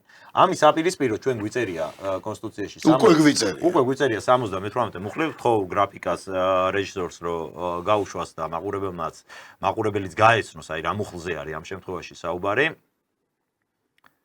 ეს არის 78 მუხლი კონსტიტუციურმა ორგანოებმა თავიანთი უფლებამოსილების ფარგლებში მიიღონ ყველა ზომა ევროპის კავშირსა და ჩრდილოატლანტიკური ხელშეკრულების ორგანიზაციაში საქართველოს სრული ინტეგრაციის უზრუნველსაყოფად. ეს არის მუხლი, რომელიც დღემდე არის ჩვენს კონსტიტუციაში ჩაწერილი და რომელიც მაგალითად უკრაინისთვის აღმოჩნდა კრიტიკულად პრობლემური. ხომ მართალია, იქიდან გამომდინარე, რომ მათ შორის ამ შეთანხმების დეტალები, რომლებიც დღეს ხდება ცნობილი, უკვე ადასტურებს, რომ სწორედ ეს იყო ომის გამომწვევი ერთ-ერთი მთავარი მიზეზი. ჩვენი პოლიტიკური სპექტრისთვის სამწუხაროდ არ ვიცი, რამდენად არის ეს რეალობა გასაგები, რომ საქართველოს შემთხვევაში ეს აღმოჩნდება ავტომატურად პრობლემური მუხლი, იმიტომ რომ თუ კი ტრამპი სთხოვს უკრაინას ჩაწერე შენს და რაც ყველაზე უფრო მნიშვნელოვანია, თავად ნატო წერს, რომ აღარ აპირებს გაფართოებას აღმოსავლეთით და ამ საკითხზე რუსეთთან თანხმდება, აი ჩვენთვის რომ ეს მუხლი გვიწერია კონსტიტუციაში, ამას საერთოდ რა ფასი აქვს. ზოგადად ჩვენ ყოველთვის ვიძახდით და თავიდანვე იყო ამაზე საუბარი, რომ სისულელია ისეთი რაღაცის ჩაწერა კონსტიტუციაში, რომლის აღსრულების ბერკეტი შენ არ გაგაჩნია. აი მაგალითად კონსტიტუცია რას ნიშნავს, რომ წერია იქ რომ მაგალითად ადამიანის უფლებათა თავი არის ხო კონსტიტუციის ერთ-ერთი ყველაზე მნიშვნელოვანი თავი და იქ წერია რომ სამართლიან სასამართლოს უფლება აქვს ყველა ადამიანს. ამ შემთხვევაში ეს გასაგებია, რატომაც წერია რომ საქართველოს სახელმწიფოა, საქართველოს ხელისუფლებას აქვს ამისი ბერკეტი, რომ გქონდეს სამართლიანი სასამართლო და ის კონსტიტუციურად ვალდებულია რომ ეს გააკეთოს. როდესაც წერ კონსტიტუციაში რომ მე უნდა გავხდე ნატოს წევრი, რანაირად შეიძლება ეს საკითხი იყოს შენთვის ვალდებულება, როდესაც შენ არ აგაკ ამისი განხორციელების აღსრულების ბერკეტი.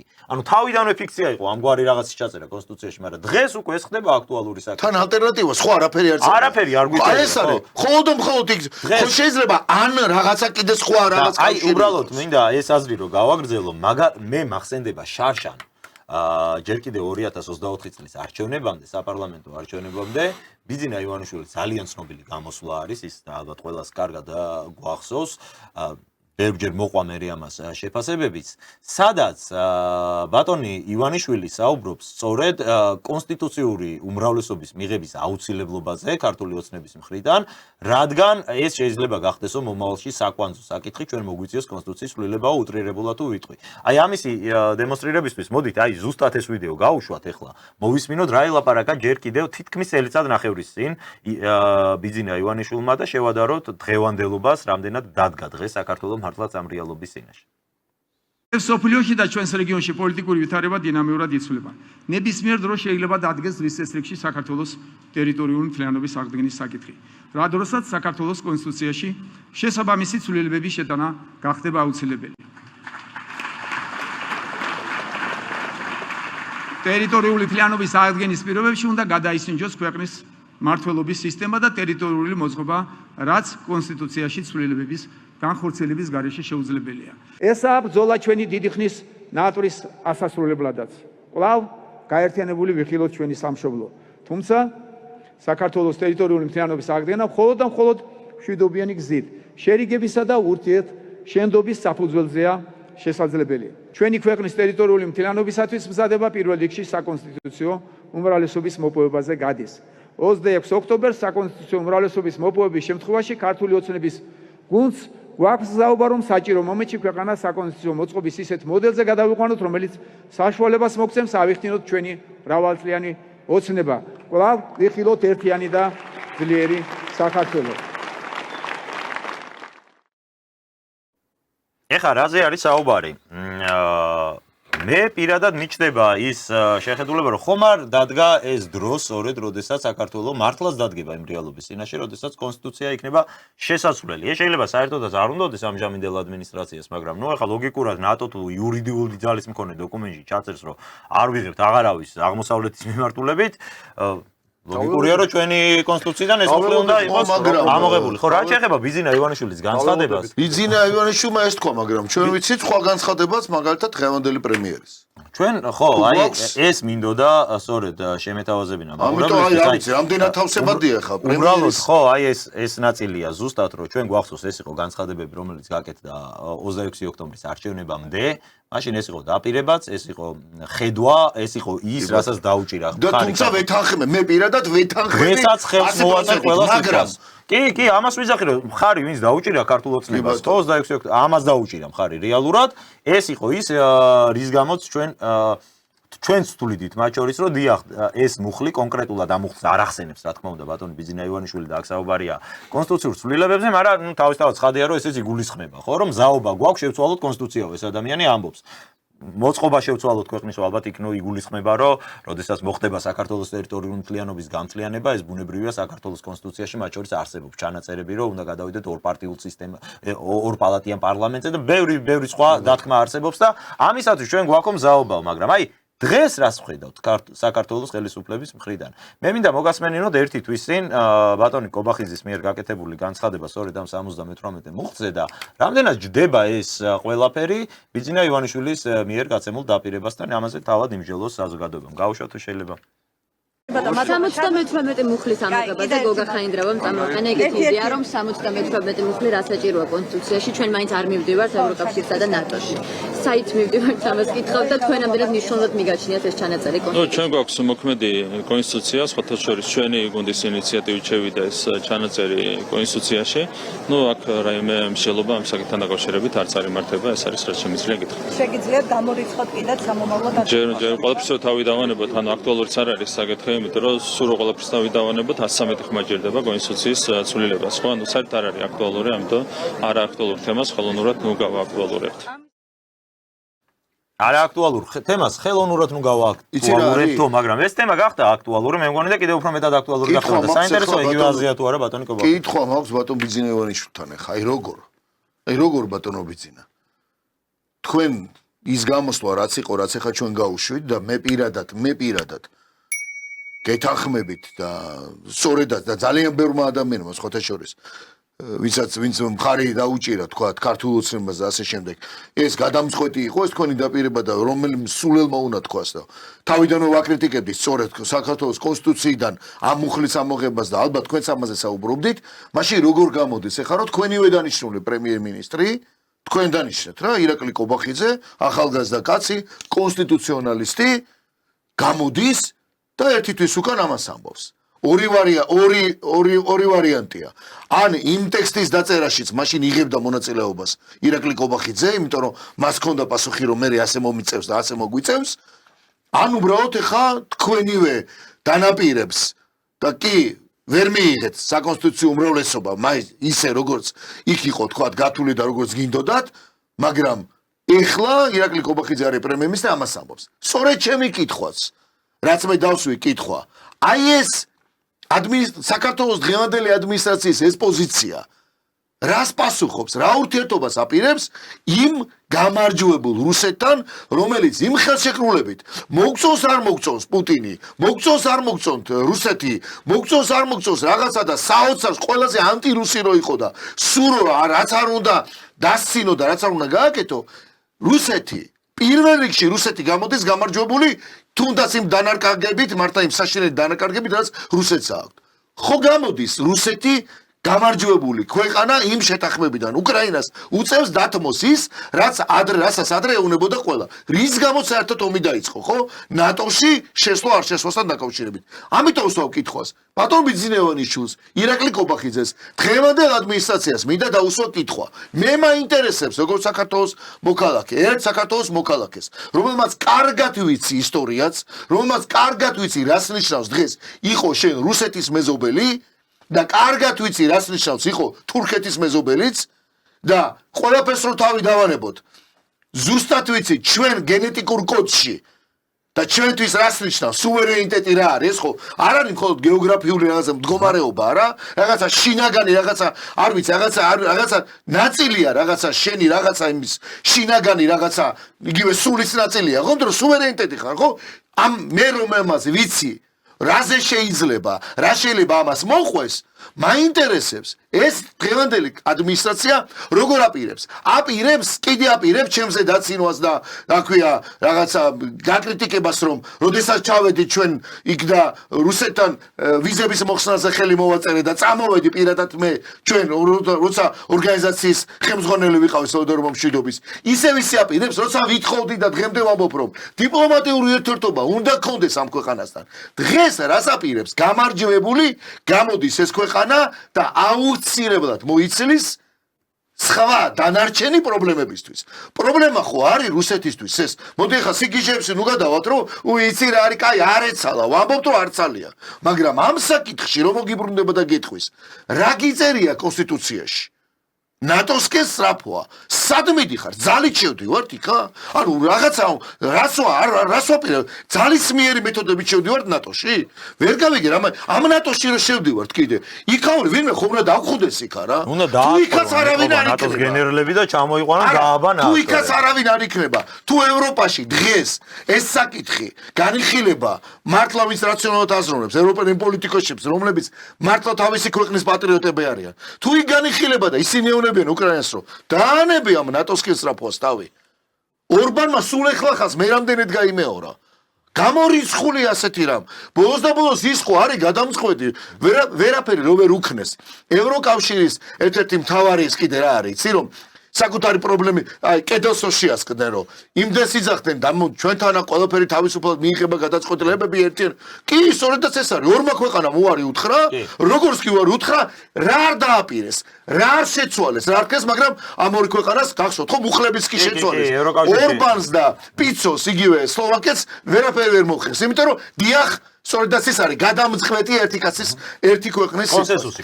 მე ხა მაინტერესებს რას აპირებს დღევანდელი ადმინისტრაცია. მაინტერესებს აი თქვენ კითხოთ, ჩვენ კითხოთ, ცოტნოს კითხოთ. არ ვიცი, საინტერესოა. მოსახლეობა ელოდება ეხლა ნომერ პირველ პრობლემის მოგვარებას, როგორ ვაპირებთ ურთიერთობას რუსეთთან.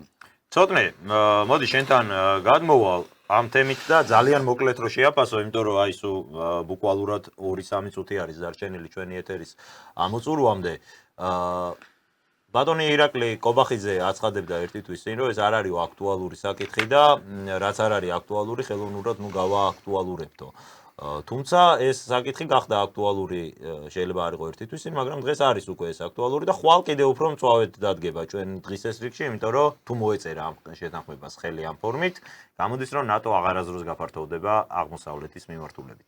საქართველოს კონსტიტუციის ცვლილების რესურსი დღეს ქართულ ოცნებას არ გააჩნია. საქართველოს პარლამენტი, ამ მოწვევის პარლამენტი არის აი როგორ თქვა, სამართლებრივად კოჭლი ქვია ამას, რომ არ აქვს სრულყოფილად საკუთარ უფლებამოსილებას, მათ შორის კონსტიტუციის ცვლილების ბერკეტი ამ პარლამენტს არ გააჩნია. 113 ხმა არის ამისთვის საჭირო. ხო არ დადგება ქართული ოცნება იმ რეალობის წინაშე, რომ შეიძლება ბადამდელი არჩევნების ჩატარება მათთვისაც აღმოჩნდეს მნიშვნელოვანი იქიდან გამომდინარე, რომ მათ მოუწიოთ უბრალოდ ზრუნვა იმაზე, რომ კონსტიტუციიდან ეს მუხლი იქნას ამოღებული.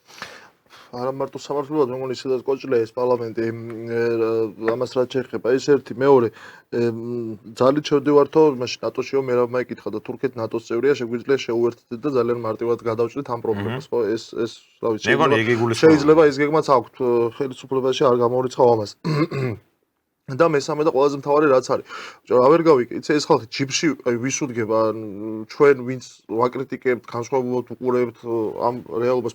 განსხვავებულად უყურებთ კი არა, რეალურად უყურებთ ფაქტებს და აი ამ ფაქტებზე უმახვილებთ ყურადღებას. ვეუბნებოდით, რომ ომი დაიწყებოდა, დაიწყო. ვეუბნებოდით, რომ ამ ომში გამარჯვებული ვერაზროს და ვერანაირად ვერ იქნებოდა უკრაინული მხარე. მაშინ როგორც წერან გავიხსენეთ, რა ვიცი, იმედის ეთერებში უკრაინული დროშები იყო, ყველგან საერთოდ გაიხედავდი, ლურჯყვითლად იყო, თვალები აჭარლებოდა, იქ იჯდნენ და საუბრობდნენ იმის საპირისპიროს, რასაც დღეს საუბრობდნენ, ხო? ხო და არ შეიძლება ჩვენ და ჩვენი სანა ხალხს კი არა ქვეყანას უდგებიან ჯიმში, იმიტომ რომ არ შეიძლება ესე ქვეყანა მართო რომ რაღაცა გონებაში ერთხელ რომ რაღაცა თვითონ კობახის ჩაწერილი ახლა ხო ახლა თვითონ ამას არ მალავს კაცო და არ ამაყობდა ამით რამდენიმე წელს რომ კონსტიტუციაში რა ქვია იმის რომელიღაცა ბლოკის თუ რომელიღაცა ეკონომიკური კავშირის რა მნიშვნელობა გაწევრიანება ჩაწერა საკუთარი ხელებით თვითონ აქ ეს ყველაფერი ნათქვამი და უჭირს ეთყობა დღეს ახლა თავისივე გაკეთებული საქმის უკან გადათქმა და რა ვიცი თუ ესე უჭირს ამ კაცს სხვადასხვა იქ და სხვა გადათქვას ის იმიტომ რომ გადასათქმელი არ გამოვა სხვანაირად ვიცით მიზეზები, ხო ჩანს თუ მანამდე ვინმეს რაღაცა თუ ვინმეს ეგონა რომ ეს იყო რაღაცა რუსეთის სისხლის წმელია და უბრალოდ სისხლი წყურია და იმიტომ შევიდა თუ ეს ვინმეს ეგონა ამ შეთანხმებით ხო ჩანს რომ სისხლი არ წყურია თურმე წყურია ის რომ ნატო აღარ უნდა გაფართოვდეს აღმოსავლეთ და არ უნდა გაფართოვდეს რა ქვია რუსეთის საზღვართან და თურმე ეს წყურია და ამიტომ გაუკეთებია ეს ყველაფერი და ხო ხედავენ ამას დღეს არ ვიცი ხა ქართული არანაირი განსხვავება თუ ეს პოლიტიკა ბოდიში მერა ბუციბეტო თუ ეს შენარჩუნდა ისე ხატია დეკანოიძე განსხვავებულს კერაფერს არ გააკეთებდა მთავრობაში რო იყოს თუ მთავრობა რიტორიკა სხვა კი ხატია დეკანოიძის რიტორიკა არ აქვს მაგრამ საქმე თუ იგივე აკეთებდა თუ ვერ მიხვდი რომ რაღაცა ნაბიჯები გადასადგმელია დროულად რაც იგივე თქვა ბატონმა ბიძინა ივანიშვილმა ზუსტად ეს არის გასაკეთებელი რომ თუ ეხლა არის შანსი თუ რაღაცა შანსი მქონია ოდესმე 2003-2004 სანამ მიშა მოვიდოდა იქამდეც იყო ეს შანსი დაუშვათ ხო სამაჩაბლოსთან და აფხაზეთთან მიმართებაში და დღეს გვაქვს კიდევ ერთი შანსი, როდესაც ჩვენ შეიძლება რაღაცა მოვიგო და რაღაცა მოვიგოში გულისხმობთ, რომ რაღაცნაირად შევთანხმდეთ და ჩვენ ტერიტორიული მდგომარეობა აღმოაჩინოთ. გამოვიყენოთ სიტუაცია და მალე ეს აღარ იქნება ეს შანსი. არ შეიძლება ერთი რამ მინდა თქვა. ცოტა მახსენა თუ ისევ ძალას შეავდა. ხატია დეკანოიძეს თავიდანებით. ეხა ნახე რიტორიკა ნახე, ზოგიერთი ოცნების დეპუტატი რას წერს. თითქოს გონია რომ არ ჯერათ რომ ეს შეთანხმება იქნება. საერთოდ გონია რომ ეხლა მე მგონი პირიქით გადავლენ ღიად ზელენსკის იმაზე რომ ლამის მხარს უჭერენ ზელენსკის არის გაცხადებები აგერ წერია IPN-ზე დავარდა მაგალითად ერთ-ერთ დეპუტატი დამავისდა როგორი ხადაგიშვილი ვერ წარმომიდგენია რა ხდება ვერ ხვდები დეკანოიძე და ნაციონალებზე საერთოდ აღარ ვლაპარაკობ დღეს რომ შენ საქართველოს პარლამენტის წევრი ხარ და კიდე რაღაცა ისე რომ მოუწოდებ კიდე თითქოს ლამის მოუწოდებ რომ მოდი არ მოვაწერო ხელები მე გიждები უბრალოდ ხო ეგ საინტერესოა ჩვენ რაში ანუ ჩვენ რო ადრე რაღაცაზე თქვა თიციშვერდი რომ აი ნახე ეს რაღაცა თქვა რუსული რაღაცა პროპაგანდა და ასე შემდეგ დღეს მე მაინტერესებს ეს რა პროპაგანდაა თან ამბობ რომ ომი და მშვიდობა და ამით მოხვედი სხვათა შორის ამ მშვიდობის იმით მოვიდნენ ეს მშვიდობა კიდე შენარჩუნებული იქნა ბევრი სხვა კრიტერიუმების გამო თორე ეხლა აღარ გინდა მშვიდობა ან შეიძლება პირიქით მე ხომ მაქვს უფლება გავიფიქრო რომ ოცნების რიგ დეპუტატებს არ მგონია ხა ღმერთმა დაიფაროს რომ ზემოთ ეშელონებში ასე ფიქრობდნენ იმიტომ რომ ის რომ ომში რო არ შევიდნენ ეს კონკრეტულად ბიძინა ივანიშვილის დამსახურება იყო იმ მომენტში რომ ზუსტად იცოდა და საკმაოდ ჭკვიანია მაგ კუთხით რომ ძალიან კარგად იცის რუსებთან ურთიერთობაში როგორ რა მოხდებოდა რა მოხდებოდა და თუნდაც რომ დაანებო ქვეყნისთვის ეკონომიური სარგებელის გამო ეს უარ არის ამ ხადაგიშვილის და ამათი დამსახურებები დღეს რომ დეპუტატები არიან ესე არ არის და კიდე ბევრი სხვა ისეთი ადამიანის დამსახურება მაგრამ არც მიკვირს რომ დეკანოიძე კი არა ამათ შეხედე ლამის დაიწყეს ეხლა რომ მე მგონი იქნებდა მათ არ უნდათ რომ ეს ომი მორჩეს ხო შეიძლება ესეთი კითხვას გამისცეს ასაკების იქნება რატომაც არ უნდათ ეს კონსტიტუციაში ჩვენი კითხვა რა არის იცი შეიძლება ბატონ ბიძინა თქვას მე ახლა ამაზე არ გიპასუხებან ვერ გიპასუხებო საერთოდ რაზე ლაპარაკი მაგრამ კონკრეტულად როცა პოლიტიკოს აი ჟურნალისტმა რო ეს კითხვა დაუსვას ანუ ეს რას ნიშნავს რომ ესე იგი შენ გიწევს უკვე რომ რეალურად სხვა რა გაქვს ამოსაღები სხვა რა გაქვს გასაკეთება ანუ რუსი პირველად რო დაგიждდება რას დაგიწევ დიპლომატიურ ურთიერთობას ვიწყებთ ნომერ პირველი ჩემთვის საფრთხე გიწერია მე უკრაინაში ომი იმიტომ ვაჩერებ ომს რომ საბოლოო დარწმუნდა მთელი მსოფლიო რომ იქ ნატო როგორც ასე ნატო კი არა რაკეტა არ უნდა იყოს რომელიც მე საფრთხეს შემიქმნის და მე ვიცავ ჩემ ქვეყანას ჩემ ქვეყნის ტერიტორიას შენ რას აპირებ ეხლა ამით გინდა იყო აღარ არსებობს ნატო და კიდევ ერთხელ თუ ძალით მიდის სადმე კობახიძე სადმე ძალით შევდივართ მე ამ ბრძოლაში აი ამ ძალით შესვლაში ნატოში არ გავყვები სხვა შემთხვევაში თუ ქვეყნის საბრძოლია ხო სხვა თემა მაგრამ ვერ ხვდები რას აპირებენ ლოგიკური კითხვაა ეს შედეგი მაინც იგივე იქნება როგორც უკრაინაში ღმერთმა გვაშოროს უკრაინის სცენარი ხა არ ამგონია ესეთია მაგრამ რაც არ უნდა იყოს ეხლა ჩექმით თავზე ან იერაღის ულის მუქარით და ჟღარუნით რომ მოგვიწევს იმის გაკეთება რაც უკრაინას აი ამ მილიონობით უკრაინის სოცხლის ფასად მაინც იგივეს გაკეთება მოუწია ხო ჯობია რომ რაღაცა შენ თვითონ გააკეთო გადადგა ეს შემხედრი ნაბიჯები და არ იყო ისე მდგომარეობა სადაც იერახს მოგიშვენენ შუბთან და მაინც გაიზულებენ იმის ამბავს მეგობრებო ეგ საკითხები ამ შეთანხმების შემდეგ კიდევ უფრო მეტად აქტუალური გახდება და დადგება მათ შორის ქართული პოლიტიკური სპექტრის დღესასრიგში გადაწყვეტილების მიღება მოუწევთ. მარტო სასაუბროდ კი არა. გადაწყვეტილება უნდა მიიღოს დღევანდელმა ადმინისტრაციამ. კი ბატონო და იმედია სასიკეთოდ მიიღება ჩვენი ქვეყნის. რა ჩვენ თქვი ჩემო მერაბრო მეც დამჭა იქ შტაბ-ბიჭდილება, რომ იქ ქართულ ოცნებაში საერთოდაც არ უნდა თურმე ბევრს მეც ეგეთი შტაბ-ბიჭდილება დამჭა, რომ ბევრს ყოველ შემთხვევაში არც უნდა ამ ომის დამთავრება, იმიტომ რომ ბოლო 5 წელი არიან ამ პიარზე, თუ რამდენი ხანია ეს ომი არის. ამ პიარზე ჩვენ რომ აი კუბედურება ხდება და ჩვენ აქ მშვიდობას ვინარჩუნებ და ძალიან ბევრი რამე გააправეს ამ პიარით და როგორც ჩანს ძალიან გაუთქმათ ეს მდგომარეობა, მეც დამჭა აი ეგეთი შტაბ-ბიჭდილება, თუმცა რა თქმა უნდა დარწმუნებული ვარ, რომ ეხლა მოხდება ამ შეთანხმების მიღება თუ მომდევნო პერიოდში მოხდება კიდევ უფრო მძიმე პირობებით ეს შეთანხმება აუცილებლად დაიდება და შევხედოთ მერე უკვე საქართველოს და ქართულ პოლიტიკური სპექტრი რამ მდგომარეობაში აღმოჩნდება. მე მინდა მადლობა გადაუხადოთ მაყურებელს ყურადღებისთვის, ვფიქრობ საინტერესო ეთერი გამოგვივიდა და იმედი მაქვს მაყურებელიც იქნება მაყურებელი. მადლობა ორივე არხის მაყურებელს, როგორც თავისუფალი არხის, ასევე სამეფო არხის მაყურებელს და ჩვენ სოციალურ ქსელში ჩვენს მაყურებელებს საკმაოდ აქტიურობენ და დიდი მადლობა ჩვენ ოთხშაბათ ძალიან საინტერესო გადაცემებით დავბრუნდებით. კარგად ზანდებოდეთ. პირდაპირ ეთერში. მომავალ შეხვედრამდე მადლობა.